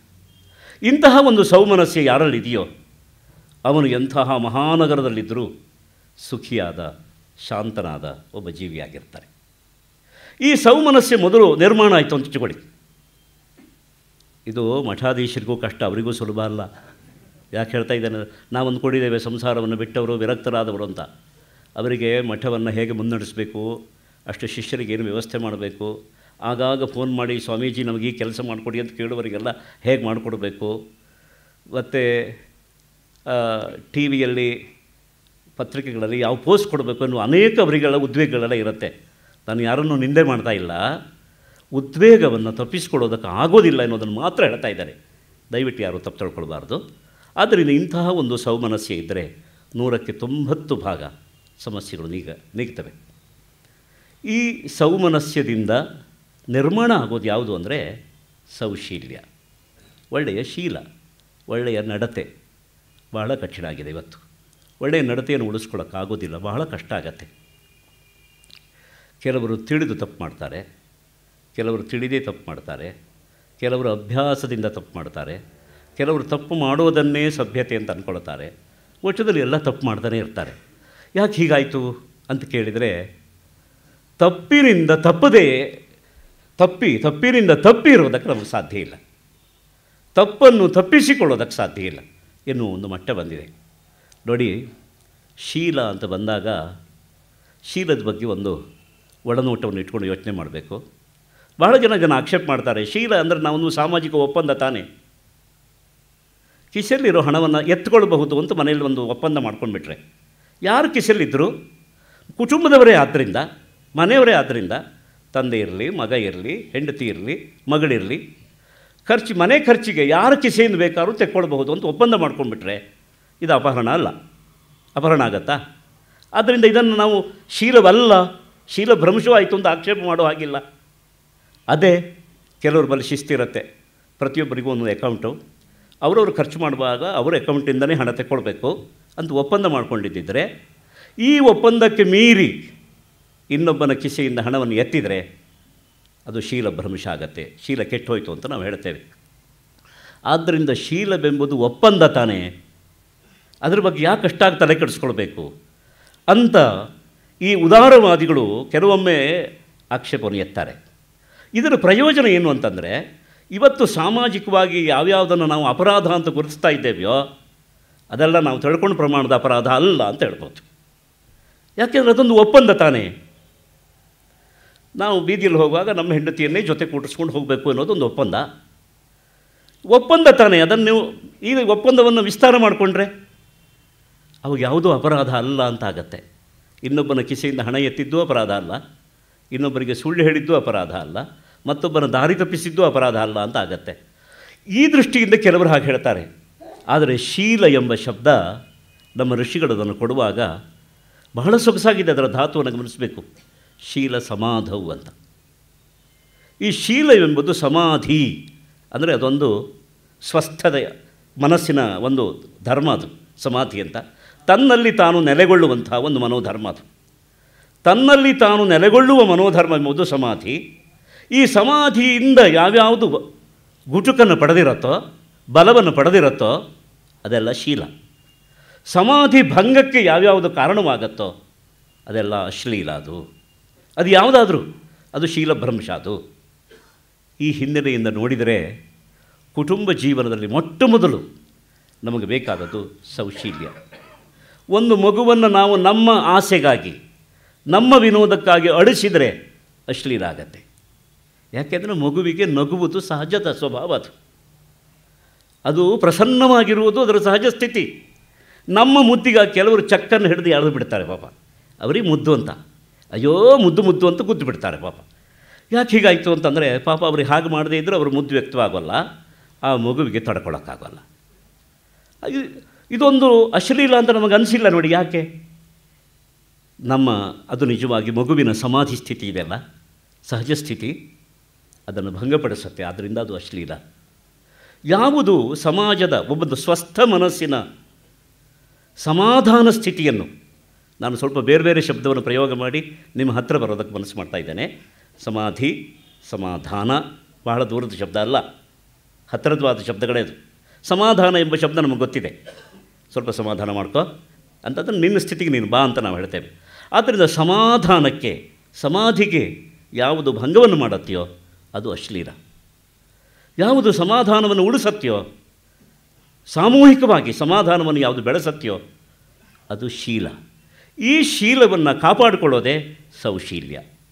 ಈ ಸೌಶೀಲ್ಯ ಮತ್ತು ಸೌಮನಸ್ಯ ಎರಡು ಕುಟುಂಬದ ಅಸ್ಥಿಭಾರ. ಅದು ಒಂದು ಕುಟುಂಬವಾಗಿ ಚೆನ್ನಾಗಿರಬೇಕು ಅಂತಾದರೆ ಅದು ಪ್ರಕೃತಿ ಸಹಜವಾಗಿ ಯಜ್ಞಮಯವಾದ ಸಂಸಾರ ಜೀವನವನ್ನು ಅದು ಬೆಳೆಸಬೇಕು ಅಂತಾದರೆ ಅಲ್ಲಿ ಸೌಶೀಲ್ಯ ಇರಬೇಕು, ಸೌಜನ್ಯ ಇರಬೇಕು.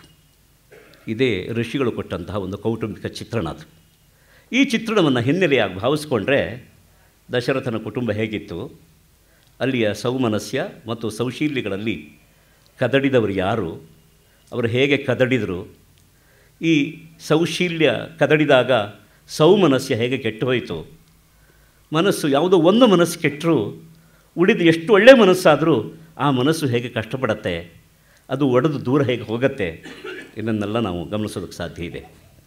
ವಸ್ತುತಃ ದಶರಥ ರಾಜಧಾನಿಯಾಗಿ ಮಾಡಿಕೊಂಡಂತಹ ಪಟ್ಟಣ ಪುರ ಅಯೋಧ್ಯ, ಅದನ್ನು ಯಾರೂ ಜಯಿಸೋದಕ್ಕೆ ಸಾಧ್ಯ ಇರಲಿಲ್ಲ. ಆದರೆ ಅಯೋಧ್ಯೆಯಲ್ಲಿರುವ ಕುಟುಂಬಗಳೆಲ್ಲ ಅಯೋಧ್ಯ ಅಲ್ಲ, ಅದನ್ನು ಒಡೆಯೋದಕ್ಕೆ ಸಾಧ್ಯ ಇದೆ. ಅದಕ್ಕೆ ಬಹಳ ಯೋಧರು ಬೇಕಾಗೋದಿಲ್ಲ, ಏನೂ ಹೊಡೆದಾಟ ಮಾಡೋಕ್ಕೆ ಸಾಧ್ಯ ಇಲ್ಲದೆ ಇರುವ, ಒಂದು ಸಹಜವಾದ ಆರೋಗ್ಯವೂ ಇಲ್ಲದೇ ಇರುವಂತಹ ಒಂದು ಗೂನು ಬೆನ್ನಿನ ಒಂದು ಸಾಧಾರಣವಾದಂತಹ ಒಬ್ಬ ದಾದಿಗೂ ಸಾಧ್ಯ ಆಗತ್ತೆ.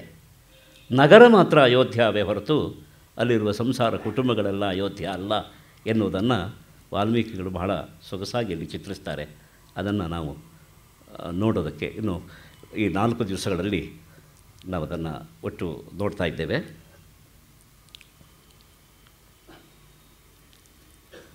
ಕುಟುಂಬ ಜೀವನವನ್ನು ಆಧಾರವಾಗಿಟ್ಟುಕೊಂಡೇ ಒಂದು ಆಚಾರ ಪರಂಪರೆ ಎಂಬುದನ್ನು ನಾವು ನಡೆಸ್ಕೊಂಡು ಬಂದಿದ್ದೇವೆ. ನೋಡಿ, ಊರಲ್ಲಿ ಬೇಸರ ಬಂದು ಕಾಡಿನ ದಾರಿ ಹಿಡಿದವನಿಗೆ ಆಚಾರ ಬಹಳ ಮುಖ್ಯ ಏನಲ್ಲ. ವೈಯಕ್ತಿಕವಾಗಿ ಬೇಕಾದರೆ ಆಚಾರ ಇಟ್ಕೊಳ್ಬಹುದು ಅವನು.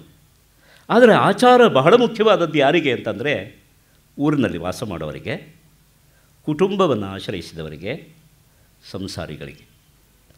ಈ ಆಚಾರ ವೈಯಕ್ತಿಕವಾಗಿದ್ದರೆ ಅದು ವ್ಯಕ್ತಿಗತವಾದ ಆಚಾರ, ಸಮುದಾಯದಲ್ಲಿದ್ದರೆ ಅದು ಸಮುದಾಚಾರ ಅಂತ ಆಗ್ತದೆ. ಈ ಸಮುದಾಚಾರ, ಕುಟುಂಬ ಮತ್ತು ಸಮುದಾಚಾರ ಎರಡೂ ಜೊತೆಯಲ್ಲಿ ಬರುವಂಥ ಅಂಶಗಳು.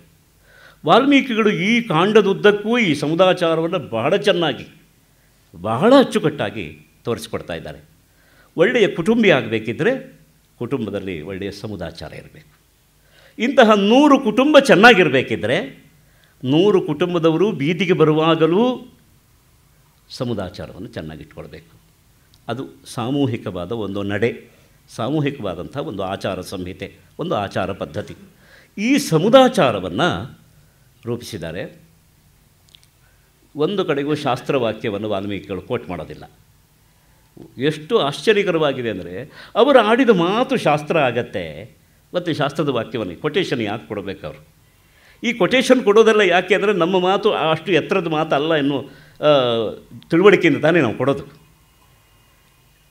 ಆದ್ದರಿಂದ ವಾಲ್ಮೀಕಿಗಳು ಅವರ ಒಂದೊಂದು ಶ್ಲೋಕವೂ ಒಂದೊಂದು ಆಚಾರ ಆಗುತ್ತೆ. ಬಹುಶಃ ನಾವು ಇದನ್ನು ಇತಿಹಾಸ ಅಂತ ಹೇಳಿದ್ದು ಈ ಅಭಿಪ್ರಾಯದಿಂದ. ಬಹಳ ಜನ ಇದನ್ನು ಪ್ರಶ್ನೆ ಮಾಡ್ತಾರೆ. ಅವರ ಆಕ್ಷೇಪ ಒಂದು ಮಟ್ಟದಲ್ಲಿ ಒಪ್ಪಿಕೊಳ್ಳುವಂತಹದ್ದು, ಅದನ್ನು ನಾವು ಉಪೇಕ್ಷೆ ಮಾಡುವಂಥದ್ದಲ್ಲ. ರಾಮಾಯಣ, ರಾಮ, ದಶರಥ, ಸೀತೆ ಅಂತಹ ವ್ಯಕ್ತಿಗಳೆಲ್ಲ ಇದ್ದರು, ಹೀಗೆ ಇದ್ದರು, ಇಂಥಲ್ಲೇ ಹುಟ್ಟಿದರು, ಇಂಥಲ್ಲೇ ಬೆಳೆದರು, ಇಂಥಲ್ಲಿ ವಿದ್ಯಾಭ್ಯಾಸ ಮಾಡಿದರು, ಈ ಊರಲ್ಲೆಲ್ಲ ಸಂಚಾರ ಮಾಡಿದರು ಅಂತೇನೂ ನಾವು ಸಮರ್ಥನೆ ಮಾಡೋ ಅಗತ್ಯ ಇಲ್ಲ. ಆದರೂ ಅದು ಇತಿಹಾಸ. ಯಾಕೆ ಅಂತಂದರೆ ಅದೊಂದು ಮಾದರಿಯ ಇತಿಹಾಸ. ನಾನು ಗ್ರಹಿಸಿದ್ದ ಹಾಗೆ ನನ್ನ ಗ್ರಹಿಕೆಯನ್ನು ನಿಮ್ಮ ಮುಂದೆ ಇಡ್ತಾ ಇದ್ದೇನೆ, ನೀವು ಆಲೋಚನೆ ಮಾಡಿ. ನಮಗೆ ಅಂಕಿ ಸಂಖ್ಯೆಗಳ ಇತಿಹಾಸಕ್ಕಿಂತಲೂ ಸಾಂಸ್ಕೃತಿಕವಾದ ಇತಿಹಾಸ ಬಹಳ ಮುಖ್ಯ. ರಾಮಾಯಣ ಸಂಸ್ಕೃತಿ ಏನಿದೆ, ಇದು ನಿಜವಾದ ಐತಿಹಾಸಿಕವಾದ ಸತ್ಯ. ಇದು ರಾಮಾಯಣದಲ್ಲಿ ತೋರಿಸಿದ ಕೌಟುಂಬಿಕ ಜೀವನದ ಪರಿಷ್ಕಾರ ಏನಿದೆ, ಇದು ಇತಿಹಾಸ ಸಿದ್ಧವಾದ ವಿಚಾರ. ರಾಮ ಎಂಬ ವ್ಯಕ್ತಿ ಇಂತಹ ಊರಲ್ಲಿ ಹೀಗೆ ಇದ್ದ, ಇಲ್ಲಿ ಪರ್ಣಶಾಲೆಯನ್ನು ಕಟ್ಟಿದ ಈ ವನದಲ್ಲಿ, ಅದನ್ನೇ ನಾವು ಸಾಧಿಸಿ ತೋರಿಸಬೇಕಾಗಿಲ್ಲ. ರಾಮಾಯಣ ಕಾಲದ ಕಲ್ಲು ಇಂಥ ಯಾವುದೋ ಒಂದು ಕಲ್ಲನ್ನು, ಒಂದು ಬಂಡೆಯನ್ನು, ಒಂದು ಶಿಲೆಯನ್ನು ನಾವು ತೋರಿಸಿ ಸಮರ್ಥನೆ ಮಾಡಬೇಕಾದ್ದಿಲ್ಲ. ಆದರೆ ರಾಮನ ನಡೆ ಇದೆಯಲ್ಲ, ಅವರು ಹಾಕಿಕೊಟ್ಟ ಆಚಾರ ಸಂಹಿತೆ ಏನಿದೆ, ರಾಮ, ಸೀತೆ, ಲಕ್ಷ್ಮಣ, ಭರತ, ಶತ್ರುಘ್ನ, ದಶರಥ, ವಸಿಷ್ಠರು, ಏನು ಒಬ್ಬೊಬ್ಬರಿಗೆ ಅಂತಹ ಸಂಯಮ, ತಮ್ಮ ಸ್ಥಾನ ಮತ್ತು ಮಾನ ಎಷ್ಟು ಅಚ್ಚುಕಟ್ಟಾಗಿ ಅವರು ಕಾದುಕೊಂಡಿದ್ದಾರೆ ಅಂತಂದರೆ ಆಶ್ಚರ್ಯ ಆಗತ್ತೆ. ನಮಗೆ ಅತ್ಯಾಶ್ಚರ್ಯವಾಗತ್ತೆ. ವಸಿಷ್ಠರು ಈಗೊಂದು ಮಾತಾಡಬಾರ್ದೆ ಅಂತ ಅನಿಸ್ಬಿಡತ್ತೆ. ಕೈಕೇಯಿ ಅಂತಃಪುರದಲ್ಲಿ ದಶರಥ ಗೋಳಾಡ್ತಾ ಇದ್ದಾನೆ, ಅವನಿಗೆ ಸಂಯಮಿಸ್ಕೊಳ್ಕೋ ಆಗ್ತಾಯಿಲ್ಲ. ಆ ಹೊತ್ತಿಗೆ ವಸಿಷ್ಠರು ಬಂದು ಒಂದು ಮಾತಾಡಬಾರ್ದಾ, ಕೈಕೇಯಿಗೆ ಬುದ್ಧಿ ಹೇಳಬಾರ್ದಾ ಅಂತ ನಮಗನ್ಸತ್ತೆ. ಆದರೆ ಅನಾಹುತರಾಗಿ ವಸಿಷ್ಠರು ಬರುವ ಹಾಗಿಲ್ಲ. ಪ್ರಶ್ನೆ ಕೇಳದೆ ಅವರು ಉತ್ತರಿಸುವ ಹಾಗಿಲ್ಲ. ಮತ್ತು ಅವರವರ ಸ್ವಧರ್ಮವನ್ನು ಅವರು ನಡೆಸುವಾಗ ಅವರು ಅತಿಕ್ರಮಿಸುವ ಹಾಗಿಲ್ಲ. ಒಬ್ಬ ಪುರೋಹಿತನ ಗಾಂಭೀರ್ಯವನ್ನು ಗ್ರಹಿಸಿದರೆ, ಛೇ, ವಸಿಷ್ಠರು ಒಂದೇ ಒಂದು ಕಡೆಗೆ ಮಾತಾಡ್ತಾರೆ. ಅದು ಬಹಳ ಅಚ್ಚುಕಟ್ಟೆ.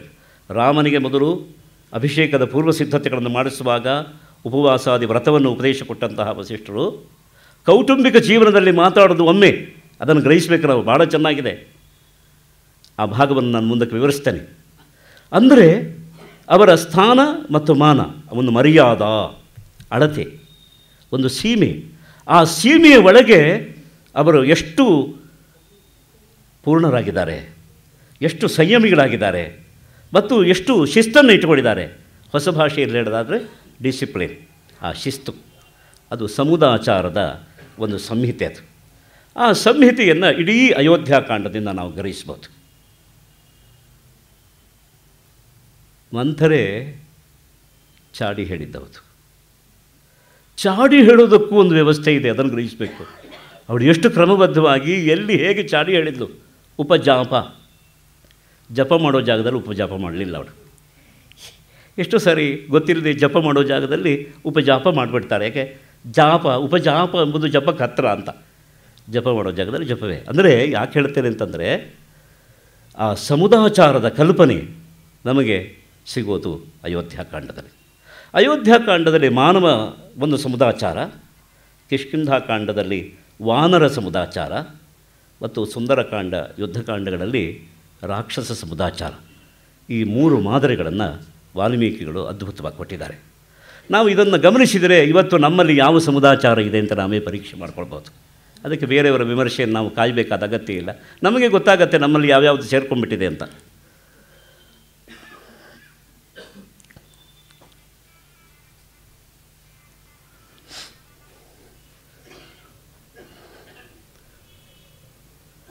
ವಿಸ್ತಾರವಾದ ಭೂಮಿಕೆಯನ್ನು ನಾವು ಇಟ್ಟುಕೊಂಡು ಈಗ ಕಥಾ ಪ್ರವೇಶ ಮಾಡೋಣ. ಇವತ್ತು ರಾಮಾಭಿಷೇಕ ನಿಶ್ಚಯ ಎಂಬ ಪ್ರಸಂಗವನ್ನು ನಾವು ಗ್ರಹಿಸಬೇಕು, ಆಸ್ವಾದನೆ ಮಾಡಬೇಕು ಅಂತ ನನ್ನ ಅಭಿಪ್ರಾಯ ಆಗಿತ್ತು. ಆದರೆ ಉಪಾಧ್ಯಾಯರು ಸ್ವಲ್ಪ ಕೆಣಕಿದ್ದರಿಂದ ನಾನು ಭೂಮಿಕೆಯನ್ನೇ ಹೆಚ್ಚು ವಿಸ್ತಾರವಾಗಿ ಬೆಳೆಸಿಬಿಟ್ಟೆ. ಅಂದರೆ ನನ್ನ ಅಜಾಗೃತಿಯನ್ನು ಅವ್ರ ಮೇಲೆ ಪರೋಕ್ಷವಾಗಿ ಹಾಕ್ತಾ ಇದ್ದೇನೆ. ಯಾಕೆಂದರೆ ಸಂಕ್ಷೇಪ ಮಾಡ್ಕೊಂಡು ಹೇಳಬಹುದಿತ್ತು. ಆದರೆ ಈ ಒಂದು ಹಿನ್ನೆಲೆ ಇಲ್ಲದೆ ನಾವು ಅಯೋಧ್ಯಾಕಾಂಡವನ್ನು ಓದುವುದಕ್ಕೆ ತೊಡಗಿದರೆ ಸಪ್ಪೆ ಅಂತ ಅನಿಸ್ಬಿಡಬಹುದು, ಹಲವರಿಗೆ ಅನಿಸಿದ ಹಾಗೆ. ಆ ಕಾರಣಕ್ಕಾಗಿ ನಾನು ಇದನ್ನು ಸಿದ್ಧಪಡಿಸಿಕೊಂಡಿದ್ದೇನೆ. ಅಯೋಧ್ಯಾಕಾಂಡದಲ್ಲಿ ಜರುಗುವ ಒಂದೊಂದು ವಿವರವು ಬಹಳ ಕುತೂಹಲಕರವಾದದ್ದು, ಅತ್ಯಂತ ಪ್ರಯೋಗಶೀಲವಾದದ್ದು. ಶ್ರುತಿ ಸ್ಮೃತಿ ಪುರಾಣಗಳ ಒಂದು ಪ್ರಜ್ಞೆ ಇದ್ದವನಿಗೆ ಒಂದೊಂದು ಘಟನೆಯೂ ರೋಮಾಂಚದ ಅನುಭವವನ್ನು ಕೊಡ್ತದೆ. ನಾವು ಅದನ್ನು ಮರಿಬಾರ್ದು. ಕೆಲವು ಕಡೆಗೆ ರಾಜ್ಯಶಾಸ್ತ್ರ, ಕೆಲವು ಕಡೆಗೆ ಅರ್ಥಶಾಸ್ತ್ರ, ಕೆಲವು ಕಡೆಗೆ ಬೇರೆ ಬೇರೆ ಶಾಸ್ತ್ರಗಳ ಒಂದು ಹಿನ್ನೆಲೆಯಲ್ಲಿ ಆ ಮಾದರಿಗಳನ್ನು ವಾಲ್ಮೀಕಿಗಳಿಗೆ ಕೊಡ್ತಾ ಇದ್ದಾರೆ. ನಾವು ಅದನ್ನು ಗ್ರಹಿಸಬೇಕಲ್ಲ. ಉದಾಹರಣೆಗೆ 60,000 ವರ್ಷ ರಾಜ್ಯಭಾರ ಮಾಡಿದ ದಶರಥ ತಾನು ಇನ್ನೂ ಸಮರ್ಥನಾಗಿದ್ದಾಗಲೇ, ವಾರ್ಧಕ್ಕೆ ಬಂದಿರಬಹುದು, ಅಶಕ್ತ ಆಗಿಲ್ಲ. ಅವನು ತನ್ನಲ್ಲಿ ಶಕ್ತಿ ಇದ್ದಾಗಲೇ ರಾಮನಿಗೆ ಅಭಿಷೇಕ ಮಾಡಬೇಕು ಅಂತ ಒಂದು ಸಂಕಲ್ಪ ಮಾಡ್ತಾನೆ. ಈ ಸಂಕಲ್ಪ ಮಾಡುವ ಒಂದು ಇಡೀ ಒಂದು ಅರ್ಥಶಾಸ್ತ್ರದ ಧರ್ಮಶಾಸ್ತ್ರದ ಹಿನ್ನೆಲೆಯಿಂದ ನಾವು ಏನು ಯೋಚನೆ ಮಾಡಬಹುದು ಎನ್ನುವುದನ್ನು ವಾಲ್ಮೀಕಿಗಳು ಅಲ್ಲಲ್ಲೇ ಒಂದು ಸಮಾಸದಿಂದಲೋ, ಒಂದು ವಾಕ್ಯಾಂಶದಿಂದಲೋ, ಶ್ಲೋಕದ ಒಂದು ಪಾದದಿಂದಲೋ ಸೂಚಿಸಿಬಿಡ್ತಾರೆ ಅವರು. ಅದಕ್ಕೆ ಬೇಕಾದಂತಹ ಒಂದು ಹಿನ್ನೆಲೆಯನ್ನು ಅವರಲ್ಲಿ ವ್ಯವಸ್ಥಿತವಾಗಿ ಒದಗಿಸ್ತಾರೆ.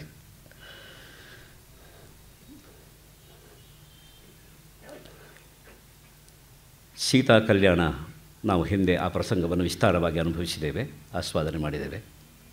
ಮುಗಿಸಿ ಅಯೋಧ್ಯೆಗೆ ಬಂದಿದ್ದಾರೆ. ಅರಮನೆಯಲ್ಲಿ ಎಲ್ಲ ಸುಖವಾಗಿದ್ದಾರೆ.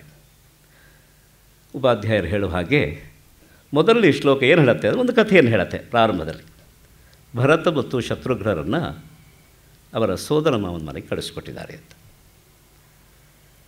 ಶತ್ರುಘ್ನನ ಬಗ್ಗೆ ಒಂದು ವಿಶೇಷಣ ಇದೆ. ಭರತನ ಬಗ್ಗೆ ಇಲ್ಲಿ ಮಾತಾಡೋದಿಲ್ಲ ವಾಲ್ಮೀಕಿಗಳು. ಶತ್ರುಘ್ನನ ಬಗ್ಗೆ ಶತ್ರುಘ್ನ ನಿತ್ಯ ಶತ್ರುಘ್ನ ಅಂತ. ಇದು ಇಡೀ ಪಾತ್ರಕ್ಕೆ ಬೇಕಾದ ಒಂದು ಕೀ. ಯಾಕೆಂದರೆ ಉಳಿದ ಎಲ್ಲ ಪಾತ್ರಗಳಲ್ಲಿಯೂ ಒಂದು ಆವೇಶ, ಆ ಆವೇಶದಲ್ಲಿ ಮತ್ತೆ ಅದನ್ನು ಸರಿಪಡಿಸಿಕೊಳ್ಳೋ ಕ್ರಮ, ಆ ಹೊತ್ತಿಗೆ ಯಾರಾದರೂ ಅದಕ್ಕೆ ಮಾರ್ಗದರ್ಶನ ಮಾಡುವ ಒಂದು ಸಂದರ್ಭಗಳೆಲ್ಲ ಕಾಣುತ್ತೆ. ಆದರೆ ಶತ್ರುಘ್ನಿಗೆ ಮಾತ್ರ ಅಂಥ ಅವಕಾಶಗಳು ಬರೋದಿಲ್ಲ. ಅವಕಾಶ ಬಂದಿಲ್ಲ ಅಂತ ಹೇಳೋದು ನಮ್ಮ ದೃಷ್ಟಿಯಿಂದ. ಆದರೆ ಅಂಥ ಅವಕಾಶಗಳನ್ನು ಅವನು ಏರ್ಪಡಿಸಿಕೊಳ್ಳಿಲ್ಲ ಅನ್ನೋದು ಅವನ ಅರ್ಹತೆ. ಯಾಕೆ? ನಿತ್ಯ ಶತ್ರುಘ್ನ. ಕಾಮ, ಕ್ರೋಧ, ಮದ, ಮತ್ಸರ ಇತ್ಯಾದಿ ಏನು ಒಳಗಿನ ಅಂತರಂಗದ ಶತ್ರುಗಳಿಗೇನಿವೆ, ಶತ್ರುಗಳನ್ನು ಅವನು ಜಯಿಸಿಬಿಟ್ಟಿದ್ದಾನೆ. ಆದ್ದರಿಂದ ಅವನಿಗೇನಾಗಿದೆ, ಇಂತಹ ಒಂದು ಆವೇಶದ ಪ್ರಸಂಗ, ತಪ್ಪಾಗಿ ಒಂದು ಮಾತಾಡೋದು, ಆಮೇಲೆ ಮತ್ತೆ ಸರಿಪಡಿಸ್ಕೊಳ್ಳೋದು, ಅಥವಾ ಯಾರ್ದೋ ಮೇಲೆ ಅತಿಕ್ರಮಿಸೋದು, ಇಂತಹ ಯಾವ ವಿಷಯವೂ ಬರೋದಿಲ್ಲ. ಅದನ್ನು ಇಲ್ಲಿ ವಾಲ್ಮೀಕಿಗಳು ಯಾಕೆ ಸೂಚನೆ ಕೊಟ್ಟರು, ನಾವು ಇದನ್ನು ಗ್ರಹಿಸಬೇಕು. ಯಾಕೆ ಅಂದರೆ ಈ ಅಯೋಧ್ಯಾಕಾಂಡದ ಉದ್ದಕ್ಕೂ ಭರತನಲ್ಲಿ ಬರುವ ಭಾವದ ಭರತಗಳನ್ನು ನಾವು ಗಮನಿಸಬೇಕು. ಶತ್ರುಘ್ನಲ್ಲಿ ಅದು ಬರೋದಿಲ್ಲ. ಶತ್ರುಘ್ನ ಜೊತೆಗಿರ್ತಾನೆ. ಆದರೆ ಇವನಲ್ಲಿ ಯಾಕೆ ಬಂತು ಅಂತ ಕೇಳಿದರೆ, ಅತ್ಯಂತ ಭಾವುಕ ಅವನು. ಮತ್ತು ರಾಮನ ಮೇಲಿನ ಪ್ರೀತಿ ಎಂಬುದು ಅವನಲ್ಲಿ ಸಮುದ್ರದ ಅಲೆಯ ಹಾಗೆ ತರಂಗಗಳನ್ನು ಹುಟ್ಟಿಸ್ತಾ ಅವನ ಅಂತರಂಗದಲ್ಲಿ ಇರುತ್ತೆ. ಆದ್ದರಿಂದಲೇ ಆವಿಷ್ಟನಾಗಿ ಭರತ ನಡ್ಕೊಳ್ತಾನೆ. ಅಯೋಧ್ಯೆಗೆ ಬಂದಾಗ ತಂದೆಯ ಮರಣ ವಾರ್ತೆಯನ್ನು ಕೇಳಿ ಶೋಕ ವಿಹ್ವಲನಾಗಿ ಮೂರ್ಛಿತನಾಗ್ತಾನೆ. ಇದಕ್ಕೆ ಕಾರಣ ತಾನೇ ಅಂತ ಗೊತ್ತಾದಾಗ ಆತ್ಮಹತ್ಯೆಗೆ ಮುಂದಾಗ್ತಾನೆ. ಇದಕ್ಕೆ ನಿಜವಾದ ಕಾರಣ ತಾಯಿ ಅಂತ ಗೊತ್ತಾದಾಗ ತಾಯಿಯ ಮೇಲೆ ಆಕ್ರಮಣ ಮಾಡೋದಕ್ಕೆ ಹೋಗ್ತಾನೆ. ಮತ್ತೆ ಪುನಃ ಹಿಂದಕ್ಕೆ ಬರ್ತಾನೆ. ಈ ಭಾವೋದ್ವೇಗಗಳೆಲ್ಲ ಭರತನಲ್ಲಿವೆ. ಈ ಭರತನ ಜೊತೆಗೆ ಶತ್ರುಘ್ನ ಇರ್ತಾನೆ. ಆದರೆ ಅವನಲ್ಲಿ ಇಂಥ ಭಾವೋದ್ವೇಗಗಳಿರಲಿಲ್ಲ. ಎಲ್ಲವನ್ನು ಅಂದರೆ ಬಿಸಿಯನ್ನು ತಣಿಸಿಕೊಳ್ಳುವ, ಎಲ್ಲವನ್ನೂ ಸರಿಪಡಿಸಿಕೊಂಡು ಒಂದು ಸುಲಭವಾದಂತಹ ಸರಿಯಾದಂತಹ ಒಂದು ರಾಜಿ ಮಾಡಿಕೊಳ್ಳುವ ಒಂದು ಮನೋಭಾವ, ಬೆಟರ್ ರಿಕನ್ಸಿಲಿಯೇಷನ್ ಅಂತ ಹೇಳ್ತಾರಲ್ಲ, ಅಂತಹ ಒಂದು ಸಮರ್ಪಕವಾದ, ಅದರ ಜೊತೆಗೆ ಸಂಗತೀಕರಣ ಮಾಡಿಕೊಳ್ಳುವಂತಹ ಒಂದು ಕೌಶಲ ಶತ್ರುಘ್ನಿಗಿತ್ತು. ಅದನ್ನು ಮೊದಲನೇ ಶ್ಲೋಕದಲ್ಲೇ ವಾಲ್ಮೀಕಿಗಳು ಸೂಚನೆ ಕೊಟ್ಬಿಟ್ಟಿದ್ದಾರೆ. ಆದರೆ ಶತ್ರುಘ್ನನ ಜೊತೆಗೆ ಭರತ ಇದ್ದಾನೆ, ಭರತನ ಜೊತೆಗೆ ಶತ್ರುಘ್ನ ಇದ್ದಾನೆ. ಆದರೆ ಭರತನಿಗೆ ಈ ಗುಣಗಳು ಬರಲಿಲ್ಲ ಎನ್ನುವುದನ್ನು ಸೂಚನೆ ಕೊಡಬೇಕಾಗಿದೆ. ಅದಕ್ಕಾಗಿ ಈ ಶ್ಲೋಕದಲ್ಲಿ ಅವರು ಹಾಗೆ ನೋಡೋದಕ್ಕೆ ಕಥೆಯನ್ನು ಮೆಲ್ಲಗೆ ಆರಂಭ ಮಾಡಿದಾಗ ಅನಿಸುತ್ತೆ. ಸ್ವಲ್ಪ ಒಳನೋಟದಿಂದ ನೋಡಿದರೆ ಪಾತ್ರಗಳ ಒಂದು ವೈರೂಪ್ಯವನ್ನು ಅಲ್ಲೇ ತಿಳಿಸ್ತಾ ಇದ್ದಾರೆ ಅವರು. ಶತ್ರುಘ್ನನ ಬಗ್ಗೆ ಹೆಚ್ಚು ಲಕ್ಷ್ಯ ಕೊಡಬೇಕಾದ ಅಗತ್ಯ ಇಲ್ಲ, ಭರತನ ನೋಡ್ಕೊಳ್ಳಿ ಸಾಕು ಅಯೋಧ್ಯಾಕಾಂಡದಲ್ಲಿ ಅಂತ ಒಂದು ಸೂಚನೆಯನ್ನು ಕೊಟ್ಟಿದ್ದಾರೆ. ಒಂದು ಮಹಾಕವಿಗೆ ಮಾತ್ರ ಇದೆಲ್ಲ ಸಾಧ್ಯ. ಇದು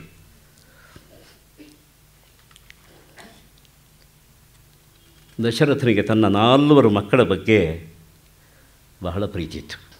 ಇದು ಬಹಳ ಮುಖ್ಯ. ಇದು ದಶರಥ ಪಕ್ಷಪಾತಿ ಅಲ್ಲ, ರಾಮನ ಬಗ್ಗೆ ಮೋಹ ಇತ್ತು. ಎರಡೂ ಮಾತನ್ನು ವಿಮರ್ಶೆ ಮಾಡಬೇಕು ನಾವು. ದಶರಥ ಪಕ್ಷಪಾತಿ ಅಲ್ಲ, ರಾಮನ ಬಗ್ಗೆ ಮೋಹ ಇತ್ತು. ಅಂದರೆ ಪ್ರೀತಿ ಸಮವಾಗಿ ಇತ್ತು 4 ಮಕ್ಕಳಲ್ಲಿ, ರಾಮನ ಬಗ್ಗೆ ಮಾತ್ರ ಮೋಹ ಇತ್ತು. ಇದು ಬಹುಶಃ ಮನುಷ್ಯನ ಜಾಯಮಾನ. ಇದು ಒಂದು ಮನುಷ್ಯಾವಸ್ಥೆ, ದೇವರಾಗೋದಕ್ಕೆ ಸಾಧ್ಯ ಇಲ್ಲದ ಯಾವುದೋ ಒಂದು ಸ್ಥಿತಿ ಅಂತ ಕಾಣುತ್ತೆ. ಅದು ಬಹುಶಃ 4 ಮಕ್ಕಳನ್ನು ಪಡೆದ ತಂದೆಯರಿಗೆ ಅದು ಅನುಭವಕ್ಕೆ ಬಂದಿರುತ್ತೆ. ಹೆಣ್ಮಕ್ಕಳು ಗಂಡು ಮಕ್ಕಳು ಎಲ್ಲ ಇದ್ದು ಮನೆ ತುಂಬ ಮಕ್ಕಳಿದ್ದರೆ ಮಕ್ಕಳ ಬಗ್ಗೆ ಎಲ್ಲ ಪ್ರೀತಿ ಇರುತ್ತೆ ತಂದೆ ಆದವನಿಗೆ. ಆದರೂ ಮಕ್ಕಳು ಜಗಳ ಆಡ್ತಾರೆ. ನಿನಗೆ ದೊಡ್ಡ ಮಗನ ಬಗ್ಗೆ ಭಾಳ ಪ್ರೀತಿ, ನನ್ನ ಬಗ್ಗೆ ಪ್ರೀತಿ ಇಲ್ಲ. ದೊಡ್ಡ ಮಗಳನ್ನು ಕಂಡ್ರೆ ನಿನಗೆ ಅಷ್ಟೇ, ಚಿಕ್ಕ ಮಗಳು ನನ್ನ ಬಗ್ಗೆ ಬಹಳ ಪ್ರೀತಿ ಅಂತ ಹೀಗೆಲ್ಲ ಮಾತುಗಳನ್ನು ನಾವು ಕೇಳ್ತೇವೆ ಮನೆಯಲ್ಲಿ. ತಂದೆ ತಾಯಿಗಳು ಸಮಾಧಾನ ಮಾಡ್ತಾರೆ, ಇಲ್ಲ ನಾವು ಎಲ್ಲ ಮಕ್ಕಳು ಒಂದೇ ಸಮವಾಗಿ ನಾವು ನೋಡ್ಕೊಳ್ತೇವೆ, ಎಲ್ಲ ಒಂದೇ ಪ್ರೀತಿ ನನಗೆ ಎಲ್ಲರ ಬಗ್ಗೆ, ಹಾಗೆಲ್ಲ ತಿಳ್ಕೊಳ್ಬಾರ್ದು ಅಂತ ನಾವು ಹೇಳ್ತೇವೆ. ಆದರೆ ನಮ್ಮ ನಡವಳಿಕೆ ಮಾತ್ರ ಅವರಿಗೆ ಹಾಗೆ ಅರ್ಥವಾಗ್ತಾ ಹೋಗುತ್ತೆ ಎನ್ನುವ ಒಂದು ಸ್ಥಿತಿಯನ್ನು ನಾವು ಗ್ರಹಿಸಿಕೊಂಡ್ರೆ, ವಾಲ್ಮೀಕಿಗಳು ಅದನ್ನು ಗ್ರಹಿಸಿದ್ದಾರೆ. ಅದಕ್ಕೆ ಬೇಕಾದಂಥ ಮಾತುಗಳನ್ನು ಅವರು ಆಡಿದ್ದಾರೆ. ರಾಜಾಪಿತವು ಮಹಾತೇಜಾ ಸಸ್ಮಾರ ಪ್ರೋಷಿತವು ಸುತವು ಉಭೌ ಭರತ ಶತ್ರುಘ್ನೌ ಮಹೇಂದ್ರ ವರುಣೋಪಮವು. ಇದು ಕವಿಯ ಮಾತಲ್ಲ. ವಾಲ್ಮೀಕಿಗಳಿಗೆ ಎಂಥ ಜಾಣ್ಮೆ ಇದೆ ಅಂತಂದರೆ, ಪಾತ್ರದ ಮಾತನ್ನು ಕವಿಯ ಮಾತಾಗಿ ಬಳಸ್ತಾರೆ. ಕೆಲವು ಕಡೆ ಕವಿಯ ಮಾತನ್ನು ಪಾತ್ರದ ಮಾತಾಗಿ ಬಳಸ್ತಾರೆ. ಇದು ಪಾತ್ರದ ಮಾತು, ಪಾತ್ರದ ಒಳ ಮಾತನ್ನು ಕವಿಯಾಗಿ ಅವರು ಬರಿತಾ ಇದ್ದಾರೆ. ಹೇಗೆ ಅಂತಂದರೆ, ಇಬ್ಬರನ್ನೂ ಕಳಿಸಿಬಿಟ್ಟಿದ್ದಾರೆ ಭರತ ಶತ್ರುಘ್ನರನ್ನು. ಆದರೆ ನೆನಪು ಮಾಡಿಕೊಡ್ತಾ ಇದ್ದದ್ದು ಅವರಿಬ್ಬರನ್ನೇ, ಭರತ ಶತ್ರುಘ್ನರೇ. ರಾಮ ಲಕ್ಷ್ಮಣ ಅರಮನೆಯ ಅಂಗಳದಲ್ಲಿ ಓಡಾಡ್ತಾ ಇದ್ದಾರೆ, ಅವರು ಕಾಣ್ತಾ ಇದ್ದಾರೆ. ಕಾಣದೇ ಇರುವ ಮಕ್ಕಳ ಬಗ್ಗೆ ಅವರನ್ನು ಅತಿಯಾಗಿ ಹಚ್ಕೊಂಡಿದ್ದಾನೆ, ನೆನಪು ಮಾಡಿಕೊಡ್ತಾ ಇದ್ದಾನೆ. ರಾಜಾಪಿತವು ಮಹಾತೇಜಾ ಸಸ್ಮಾರ ಪ್ರೋಷಿತವು ಸುತವು ಉಭೌ ಭರತ ಶತ್ರುಘ್ನೌ ಮಹೇಂದ್ರ ವರುಣೋಪಮವು. ಅವರ ಒಬ್ಬನ ಪರಾಕ್ರಮ, ಇನ್ನೊಬ್ಬನ ಪಾವಿತ್ರ್ಯ ಎರಡನ್ನೂ ಜ್ಞಾಪಿಸಿಕೊಡ್ತಾ ಇದ್ದಾನೆ. ಒಬ್ಬ ಮಹೇಂದ್ರನಂತೆ ಇಂದ್ರನಂತೆ ಇದ್ದ, ಇನ್ನೊಬ್ಬ ವರುಣನಂತೆ. ಇಬ್ಬರೂ ಅವ್ರ ಮಕ್ಕಳೇ. ಅಂದರೆ ಯಾರು ಮಹೇಂದ್ರ ಯಾರು ವರುಣ ಎಂಬುದನ್ನು ನಾವು ಶೋಧನೆ ಮಾಡ್ಬೋದಿಲ್ಲ. ವರುಣನ ಒಂದು ಪಾವಿತ್ರ್ಯ, ಒಂದು ಧರ್ಮಪ್ರಜ್ಞೆ, ಒಂದು ಸಂಯಮ ಅದು ಶತ್ರುಘ್ನಲ್ಲಿದ್ದರೆ, ಮಹೇಂದ್ರತ್ವ ಒಂದು ಬಗೆಯ ಪ್ರಭುತ್ವವನ್ನು ಸಹಜವಾಗಿ ನಡೆಯಲ್ಲಿಯೇ ಗೊತ್ತಾಗ್ತದೆ. ಒಬ್ಬರಿಗೆ ಒಂದು ರೀತಿಯ ಪ್ರಭುತ್ವ ಅಂತರಂಗದಲ್ಲಿದ್ದರೆ ಅವನಿಡೋ ಹೆಜ್ಜೆಯಲ್ಲಿ ಅದು ವ್ಯಕ್ತ ಆಗುತ್ತೆ. ಆತ್ಮವಿಶ್ವಾಸದ ನಡೆ, ಒಂದು ಪ್ರಭಾವದ ನಡೆ ಭರತನಲ್ಲಿ ಇತ್ತೋದು. ಹಾಗೆ ಇಂದ್ರನಿಗೆ ಬೇಕಾದ ಒಂದು ಭೋಗಬುದ್ಧಿ ಭರತನಿಗೆ ಅದು ಇದ್ದಿರಬಹುದು. ಆದ್ದರಿಂದ ಭರತ ಮತ್ತು ಶತ್ರುಘ್ನರನ್ನು ಸ್ಮರಣೆ ಮಾಡಿಕೊಳ್ಳುವಾಗ ಮಹೇಂದ್ರ ವರುಣೋಪಮವು ಕವಿಯಾಗಿ ಮಾತಾಡಿದರು. ಅದು ದಶರಥನ ಅಂತರಂಗದ ಧ್ವನಿಯಾಗಿದೆ. ಇದನ್ನು ನಾವು ಮರಿಬಾರ್ದು. ಸರ್ವ ಏವತು ತಸ್ಯೇಷ್ಟಾ ಚತ್ವಾರ ಪುರುಷರ್ಷಭಾ ಸ್ವಶರೀರಾದ್ ವಿನಿವೃತ್ತಾಶ್ಚತ್ವಾರ ಇವ ಬಾಹವಃ. ತನ್ನ ದೇಹದಿಂದಲೇ ಹೊರಬಿದ್ದ 4 ಬಾಹುಗಳು 4 ಭುಜಗಳು ಹೇಗಿರ್ತವೆಯೋ ಹಾಗೆ ದಶರಥನಿಗೆ ಈ 4 ಮಕ್ಕಳು. ಎಡಗೈ ನಂದಲ್ಲ ಅಂತ ಅಂದ್ಕೊಳ್ತೇವ ನಾವು? ಬಲಗೈ ಮಾತ್ರ ನಂದು ಅಂತ ಅಂದ್ಕೊಳ್ತೇವ? ಇಲ್ಲ, ಎಡಗೈಯೂ ನಮ್ಮದೇ. ಎಡಗೈ ಯಾಕೆ? ಎಡಗೈ ಕಿರುಬೆರಳ ಉಗುರ ತುದಿಯಲ್ಲಿ ಏನಾದರೂ ಆದರೆ ನಾವು ಲಕ್ಷ್ಯ ಕೊಟ್ಟು ಅದಕ್ಕೆ ಉಪಚಾರ ಮಾಡ್ತೇವೆ. ಆದ್ದರಿಂದ ತನ್ನ ದೇಹದಿಂದಲೇ ಹೊರಬಿದ್ದ 4 ಬಾಹುಗಳಂತೆ 4 ಮಕ್ಕಳನ್ನು ದಶರಥ ಪ್ರೀತಿ ಮಾಡ್ತಿದ್ದ, ಇಷ್ಟಪಟ್ಟಿದ್ದ. ಇಷ್ಟಾಹ ಎನ್ನುವ ಶಬ್ದ ಇಲ್ಲಿ ನಾವು ಗೌರವಿಸಬೇಕು. ಈ ಶಬ್ದವನ್ನು, ಇದನ್ನು ಭಾವಿಸಬೇಕು. ಹೀಗೆ 4 ಮಕ್ಕಳು ಇಷ್ಟ ಆಗಿದ್ದರೂ ಮೇದಿನಿಯ ಪ್ರತೀಕ್ಷೆ ಬಂದಿದೆ, ಪ್ರಜೆಗಳ ಅಪೇಕ್ಷೆ ಬಂದಿದೆ, ರಾಷ್ಟ್ರದ ಆಸೆ ಬಂದಿದೆ. ಅದಕ್ಕೆ ಸ್ಪಂದಿಸಿದರೆ ರಾಮನಿಗೆ ಪಟ್ಟವನ್ನು ವಹಿಸಬೇಕಾದ್ದು. ಇಲ್ಲಿ ದಶರಥನ ಮೋಹವೂ ಅನುಕೂಲ ಮಾಡಿಕೊಟ್ಟಿದೆ, ಮತ್ತು ಸಮಾಜದ ಒತ್ತಾಸೆಯೂ ಕೆಲಸ ಮಾಡ್ತಾ ಇದೆ. ಅದನ್ನು ಸೂಕ್ಷ್ಮವಾಗಿ ಗುಟ್ಟಾಗಿ ವಾಲ್ಮೀಕಿಗಳಲ್ಲಿ ಹೇಳ್ಕೊಂಡು ಹೋಗ್ತಾ ಇರ್ತಾರೆ. ರಾಮನಿಗೆ ಅಭಿಷೇಕ ಮಾಡಬೇಕು ಅಂತ ಯೋಚನೆ ಮಾಡುವಾಗಲೇ ರಾಮನ ಗುಣಗಳೆಲ್ಲ ನೆನಪಾಗತ್ತೆ. ಸತು ನಿತ್ಯಂ ಪ್ರಶಾಂತಾತ್ಮ ಮೃದುಪೂರ್ವಂಚ ಭಾಷತೆ ಉಚ್ಯಮಾನೋಪಿ ಪರುಷಂ ನೋತ್ತರಂ ಪ್ರತಿಪದ್ಯತೆ. ಸತು ನಿತ್ಯಂ ಪ್ರಶಾಂತಾತ್ಮ, ಅವನ ಶೀಲ ಸೌಭಾಗ್ಯ ಎಷ್ಟು ದೊಡ್ಡ ನೋಡಿ. ಅಷ್ಟು ಪ್ರಶಾಂತವಾಗಿರ್ತಾನೆ, ಉದ್ವೇಗವೇ ಇಲ್ಲ ಅವನಿಗೆ. ರಾಮಗೆ ತಾನು ಅನುದ್ವಿಗ್ನಾಗಿ ಲೋಕಕ್ಕೂ ಉದ್ವೇಗವನ್ನು ಕೊಡದೇ ಇರುವಂತಹ ಪ್ರಶಾಂತಾತ್ಮ. ಮನಸ್ಸು ಪ್ರಶಾಂತವಾಗಿದೆ. ಮನಸ್ಸು ಪ್ರಶಾಂತವಾಗಿದ್ದರೆ ದೇಹ ಮತ್ತು ಅಂಗಾಂಗಗಳಲ್ಲಿ ಪ್ರಸನ್ನತೆ ಎಂಬುದು ಸ್ವಭಾವವಾಗಿ ಬರುತ್ತೆ. ಅದು ಒಬ್ಬ ಪ್ರಸನ್ನ ಆಗಿದ್ದಾನೆ ಅಂತಂದರೆ ಅವನು ಪ್ರಶಾಂತವಾಗದೆ ಪ್ರಸನ್ನ ಆಗೋದಕ್ಕಾಗೋಲ್ಲ. ಪ್ರಸನ್ನ ಅಂತ ಹೆಸರಿಟ್ಟರೆ ಪ್ರಸನ್ನತೆ ಬರೋಲ್ಲ, ಪ್ರಸನ್ನ ಆಗಬೇಕದು. ಆದ್ದರಿಂದ ಸತು ನಿತ್ಯಂ ಪ್ರಶಾಂತಾತ್ಮ ಮೃದು ಪೂರ್ವಂಚ ಭಾಷತೆ. ಮೃದು ಭಾಷತೆ, ಪೂರ್ವಂಚ ಭಾಷತೆ, ಮೃದು ಪೂರ್ವಂಚ ಭಾಷತೆ. ನೋಡಿ ಎಂಥ ಸಮಾಸ ಕೌಶಲ ವಾಲ್ಮೀಕಿಗಳದ್ದು. ಮೆದುವಾಗಿ ಮಾತಾಡ್ತಾನೆ, ಮೊದಲೇ ಮಾತಾಡ್ತಾನೆ, ಮಾತಾಡಿಸ್ಲಿ ನೋಡೋಣ ಆಮೇಲೆ ಅಂತ ಅಂದ್ಕೊಳ್ಳಲ್ಲ, ತಾನೇ ಮೊದಲು ಮಾತಾಡ್ತಾರೆ. ಮೃದು ಪೂರ್ವಂಚ ಭಾಷತೆ, ಮೆಲುಮೆಲುವಾಗಿ ಆ ಮಾರ್ಗವನ್ನೇ ಮುಂದಿಟ್ಟು ಮಾತಾಡ್ತಾರೆ. ಉಚ್ಯಮಾನೋಪಿ ಪರುಷಂ ನೋತ್ತರಂ ಪ್ರತಿಪದ್ಯತೆ. ಯಾರಾದರೂ ನಿಂದೆ ಮಾಡಿದರೆ, ಬೈದರೆ ಕಠೋರವಾಗಿ ಮಾತಾಡೋದಿಲ್ಲ. ಇದು ನೋಡಿ, ಇದು ಎಂತಹ ಸಂಯಮ ಅಂತ. ಪಾಪ ಅವನು ನಿಂದೆ ಮಾಡಿರೋದು, ಬೈದಿರೋದು ಅವನು ಸಮಾಧಾನಕ್ಕಾಗಿ. ನಮಗೆ ಹಾಗೆ ಅನಿಸೋದೇ ಇಲ್ಲ ಅಲ್ವಾ? ಬಸ್ನಲ್ಲಿ ಹೋಗುವಾಗ ಅಕ್ಕಪಕ್ಕದಲ್ಲಿ ಯಾರಾದರೂ ಹಲ್ಲು ಕಡಿದು ಮಾತಾಡಿಬಿಟ್ರೆ ನಮಗೂ ಹಲ್ಲು ಕಡಿಯೋಣ ಅಂತ ಅನಿಸತ್ತೆ. ಕೋಪ ಬರುತ್ತೆ, ಹುಬ್ಬನ್ನು ನಾವು ಗಂಟಿಕ್ತೇವೆ. ಅವನು ಸ್ವಲ್ಪ ಒರಟು ಧ್ವನಿ ಕೊಟ್ಟರೆ ಅದಕ್ಕಿಂತ ಒರಟು ಧ್ವನಿಯನ್ನು ಕೊಡ್ತೇವೆ. ಅವನು ಸ್ವಲ್ಪ ಕೆಟ್ಟು ಮಾತಾಡಿದರೆ ಅದಕ್ಕಿಂತ ಕೆಟ್ಟ ಮಾತನ್ನು ಮಾಡಿಬಿಡ್ತೇವೆ. ಸಂಯಮದ ಕೊರತೆ. ಆದರೆ ಯೋಚನೆ ಮಾಡಬೇಕು, ಅವನು ಹಲ್ಲು ಕಡ್ದಿದ್ದು ಅವನ ಹಲ್ಲನ್ನೇ ಕಡ್ದ, ನನ್ನ ಹಲ್ಲನ್ನು ಕಡ್ದಿಲ್ಲ. ಅವನು ಹುಬ್ಬು ಗಂಟಿಕ್ಕಿದ್ದು ಅವನ ಹುಬ್ಬನ್ನೇ ಗಂಟಿಕ್ಕೊಂಡ. ಕೈಯನ್ನು ಮುಷ್ಟಿ ಕಟ್ಟಿದ ಅವನ ಮುಷ್ಟಿಯನ್ನು ನಮ್ಮ ಕಟ್ಟಿಕೊಂಡ. ಕೆಕ್ಕರಿಸಿ ನೋಡ್ತಾ ಕೆಟ್ಟ ಮಾತಾಡ್ದ. ಕೆಟ್ಟ ಮಾತು ಹುಟ್ಟಿದ್ದು ಅವನ ಮನಸ್ಸಿನಲ್ಲಿ, ಅದು ನರಿದಾಡಿದ್ದು ಅವನ ನಾಲಿಗೆಯಲ್ಲಿ. ಮನಸ್ಸು ಕೆಟ್ಟು ಹೋದದ್ದು ಅವಂದೇ. ನಂದೇನೂ ಆಗಿಲ್ವಲ್ಲ, ಯಾಕೆ ನಾನು ನನ್ನ ಮನಸ್ಸನ್ನು ಕೆಡಿಸ್ಕೊಳ್ಬೇಕು? ನನ್ನ ಮುಷ್ಟಿಯನ್ನು ಬಿಗಿ ಹಿಡಿಬೇಕು? ನನ್ನ ಹಲ್ಲನ್ನು ಯಾಕೆ ಕಡಿಬೇಕು? ನನ್ನ ಮುಖವನ್ನು ಯಾಕೆ ಗಂಟಿಟ್ಕೊಳ್ಬೇಕು ಅಂತ ಯೋಚನೆ ಮಾಡಬಾರ್ದೇ? ಸುಲಭ ಆಗೋದಿಲ್ಲ ಅದು. ಯೋಚನೆ ಮಾಡ್ಬೋದು, ಹಾಗೆ ನಡ್ಕೊಳ್ಳೋಕ್ಕಾಗೋಲ್ಲ. ನನಗಂತೂ ಇಲ್ಲಿವರೆಗೆ ಆಗಿಲ್ಲ. ಯಾರಾದರೂ ಸ್ವಲ್ಪ ಹಿಡಿದ್ರೆ ತಕ್ಷಣ ಸಿಟ್ಟು ಬಂದುಬಿಡತ್ತೆ. ಸಿಟ್ಟು ಬರಬಾರ್ದು ಅಂತ ನಾನೇ ಹೀಗೆ ಕೈಯನ್ನು ಬಿಗಿಯಾಗಿ ಹಿಡ್ಕೊಳ್ತೇನೆ. ಅಂದರೆ ನನ್ನ ಬಗ್ಗೆ ನಾನು ಮೊದಲು ಸಿಟ್ಟು ಮಾಡ್ಕೊಡ್ತೇನೆ, ಸಿಟ್ಟು ಬರಬಾರ್ದು ಅಂತ. ಆದ್ದರಿಂದಲೇ ನನಗೆ ಬಿ ಪಿ ಯು ಬಂದುಬಿಡತ್ತೆ. ಏನು ಮಾಡೋಕ್ಕಾಗಲ್ಲ ಅದು. ಅಂದರೆ ಇದೊಂದು ಪ್ರಯೋಗ ಮಾರ್ಗ, ಒಂದು ಆದರ್ಶ. ಅದು ಈ ಆದರ್ಶವೆಂಬುದು ಪ್ರಯೋಗ ಮಾರ್ಗವಾದ್ದರಿಂದ ನಾವು ಅಲ್ಲಿ ಸಾಗುವ ಪ್ರಯತ್ನ ಮಾಡಬೇಕು. ಪ್ರಯತ್ನ ಮಾಡಿದವರೆಲ್ಲ ಯಶಸ್ವಿ ಆಗ್ತಾರೆ ಅಂತ ಅಲ್ಲದೇ ಇದ್ದರೂ ಪ್ರಯತ್ನ ಮಾಡದೇ ಇದ್ದವನಿಗೆ ಅದು ಬರೋಲ್ಲ. ಸತು ನಿತ್ಯಂ ಪ್ರಶಾಂತಾತ್ಮ ಮೃದುಪೂರ್ವಂಚ ಭಾಷತೆ ಉಚ್ಯಮಾನೋಪಿ ಪರುಷಂ ನೋತ್ತರಂ ಪ್ರತಿಪದ್ಯತೆ. ವಾಲ್ಮೀಕಿಗಳಿಗೆ ಕೃಪಣತ್ವ ಇಲ್ಲ. ಮತ್ತೆ ಹೇಳ್ತಾರೆ, ಬುದ್ಧಿಮಾನ್ ಮಧುರಾಭಾಷಿ. ಬುದ್ಧಿವಂತ, ಮಧುರವಾಗಿ ಮಾತಾಡೋನು. ಮಧುರಾಭಾಷಿ, ಪೂರ್ವಭಾಷಿ ಪ್ರಿಯಂವದಃ. ಮೊದಲೇ ಮಾತಾಡುವವನು ಪ್ರಿಯಂವದಃ, ಪ್ರಿಯವಾದದ್ದನ್ನು ಮಾತಾಡ್ತಾರೆ. ಯಾರಿಗೆ ಯಾವ ಮಾತನ್ನು ಹೇಳಿದರೆ ಪ್ರಿಯವಾಗತ್ತೆ ಆ ಮಾತನ್ನೇ ಆಡೋದು. ನೋಡಿ, ಈ ವಾಗ್ಧೋರಣೆ ಇದೆಯಲ್ಲ, ಇದು ನಮ್ಮ ಈ ಯುಗಕ್ಕೆ, ಇವತ್ತಿನ ಕಾಲಕ್ಕೆ ಅತ್ಯಂತ ಅಗತ್ಯವಾಗಿದೆ. ರಾಮನ ವಾಗ್ಧೋರಣೆ ಅದೊಂದು ಅಪೂರ್ವವಾದ ವಿಷಯ. ಅದು ನಾವೆಲ್ಲ ಮಾತಾಡ್ತೇವೆ, ಆದರೆ ಯಾಕೆ ಮಾತಾಡ್ತೇವೆ, ಹೇಗೆ ಮಾತಾಡಬೇಕು, ಯಾವ ಮಾತನ್ನು ಆಡಬೇಕು ಎನ್ನುವ ಬಗ್ಗೆ ನಾವು ವಿಮರ್ಶೆ ಮಾಡಿಕೊಂಡಿಲ್ಲ. ನಿಜವಾಗಿ ಇಷ್ಟು ಧಾರಾಳವಾಗಿ ನಾವು ಮಾತಾಡ್ತಾ ಇದ್ದೇವೆ ಅಂತಂದರೆ, ಇವತ್ತು ಸಭೆ ಸಮಾರಂಭಗಳಲ್ಲಿ ಮಾತು ಹೆಚ್ಚಾಗಿದೆ, ಮಾತು ಸಾಕು, ಮಾತು ಕಡಿಮೆ ಮಾಡಬೇಕು ಅಂತ 1 ಗಂಟೆ ಮಾತಾಡೋರಿದ್ದಾರೆ. ಅಂದರೆ ಯಾಕೆ ಅಂದರೆ ಮಾತು ಬೆಳೆದು ಬಿಟ್ಟಿದೆ, ಮಾತು ಹೆಚ್ಚಾಗಿದೆ, ಮಾತು ಬೇಡ, ಕೇಳೋಕ್ಕಾಗೋಲ್ಲ ಎನ್ನುವಷ್ಟರ ಮಟ್ಟಿಗೆ ಇಡೀ ಆಕಾಶವನ್ನು ನಮ್ಮ ಶಬ್ದಗಳೆಲ್ಲ ತುಂಬ್ಕೊಂಡು ಬಿಟ್ಟಿವೆ ಇವತ್ತು. ಆದ್ದರಿಂದ ಯಾವ ಮಾತನಾಡಬೇಕು, ಯಾವಾಗ ಆಡಬೇಕು, ಎಷ್ಟು ಆಡಬೇಕು ಎನ್ನುವ ಬಗ್ಗೆ ಈಗಲಾದರೂ ನಾವು ಮನಸ್ಸನ್ನು ಕೊಡಬೇಕು, ಯೋಚನೆ ಮಾಡಬೇಕಾಗಿದೆ. ಬಹುಶಃ ಆಡಿದ ಮಾತೆಲ್ಲ ನಷ್ಟವಾಗದೇ ಇದ್ದಿದ್ದರೆ ಯಾರಿಗೂ ಕಿವಿ ಇರ್ತಿರಲಿಲ್ಲ, ಕಿವಿ ತಮಟಿ ಒಡೆದು ಹೋಗ್ತಿತ್ತದು. ಏನು 1-2 ಕ್ಷಣದಲ್ಲಿ ಆ ಶಬ್ದ ಮರೆಯಾಗ್ತಾ ಇದೆ, ನಾಶ ಆಗ್ತಾ ಇದೆ. ಆದ್ದರಿಂದ ನಮ್ಮೆಲ್ಲರ ಕಿವಿ ಉಳಿದಿದೆ.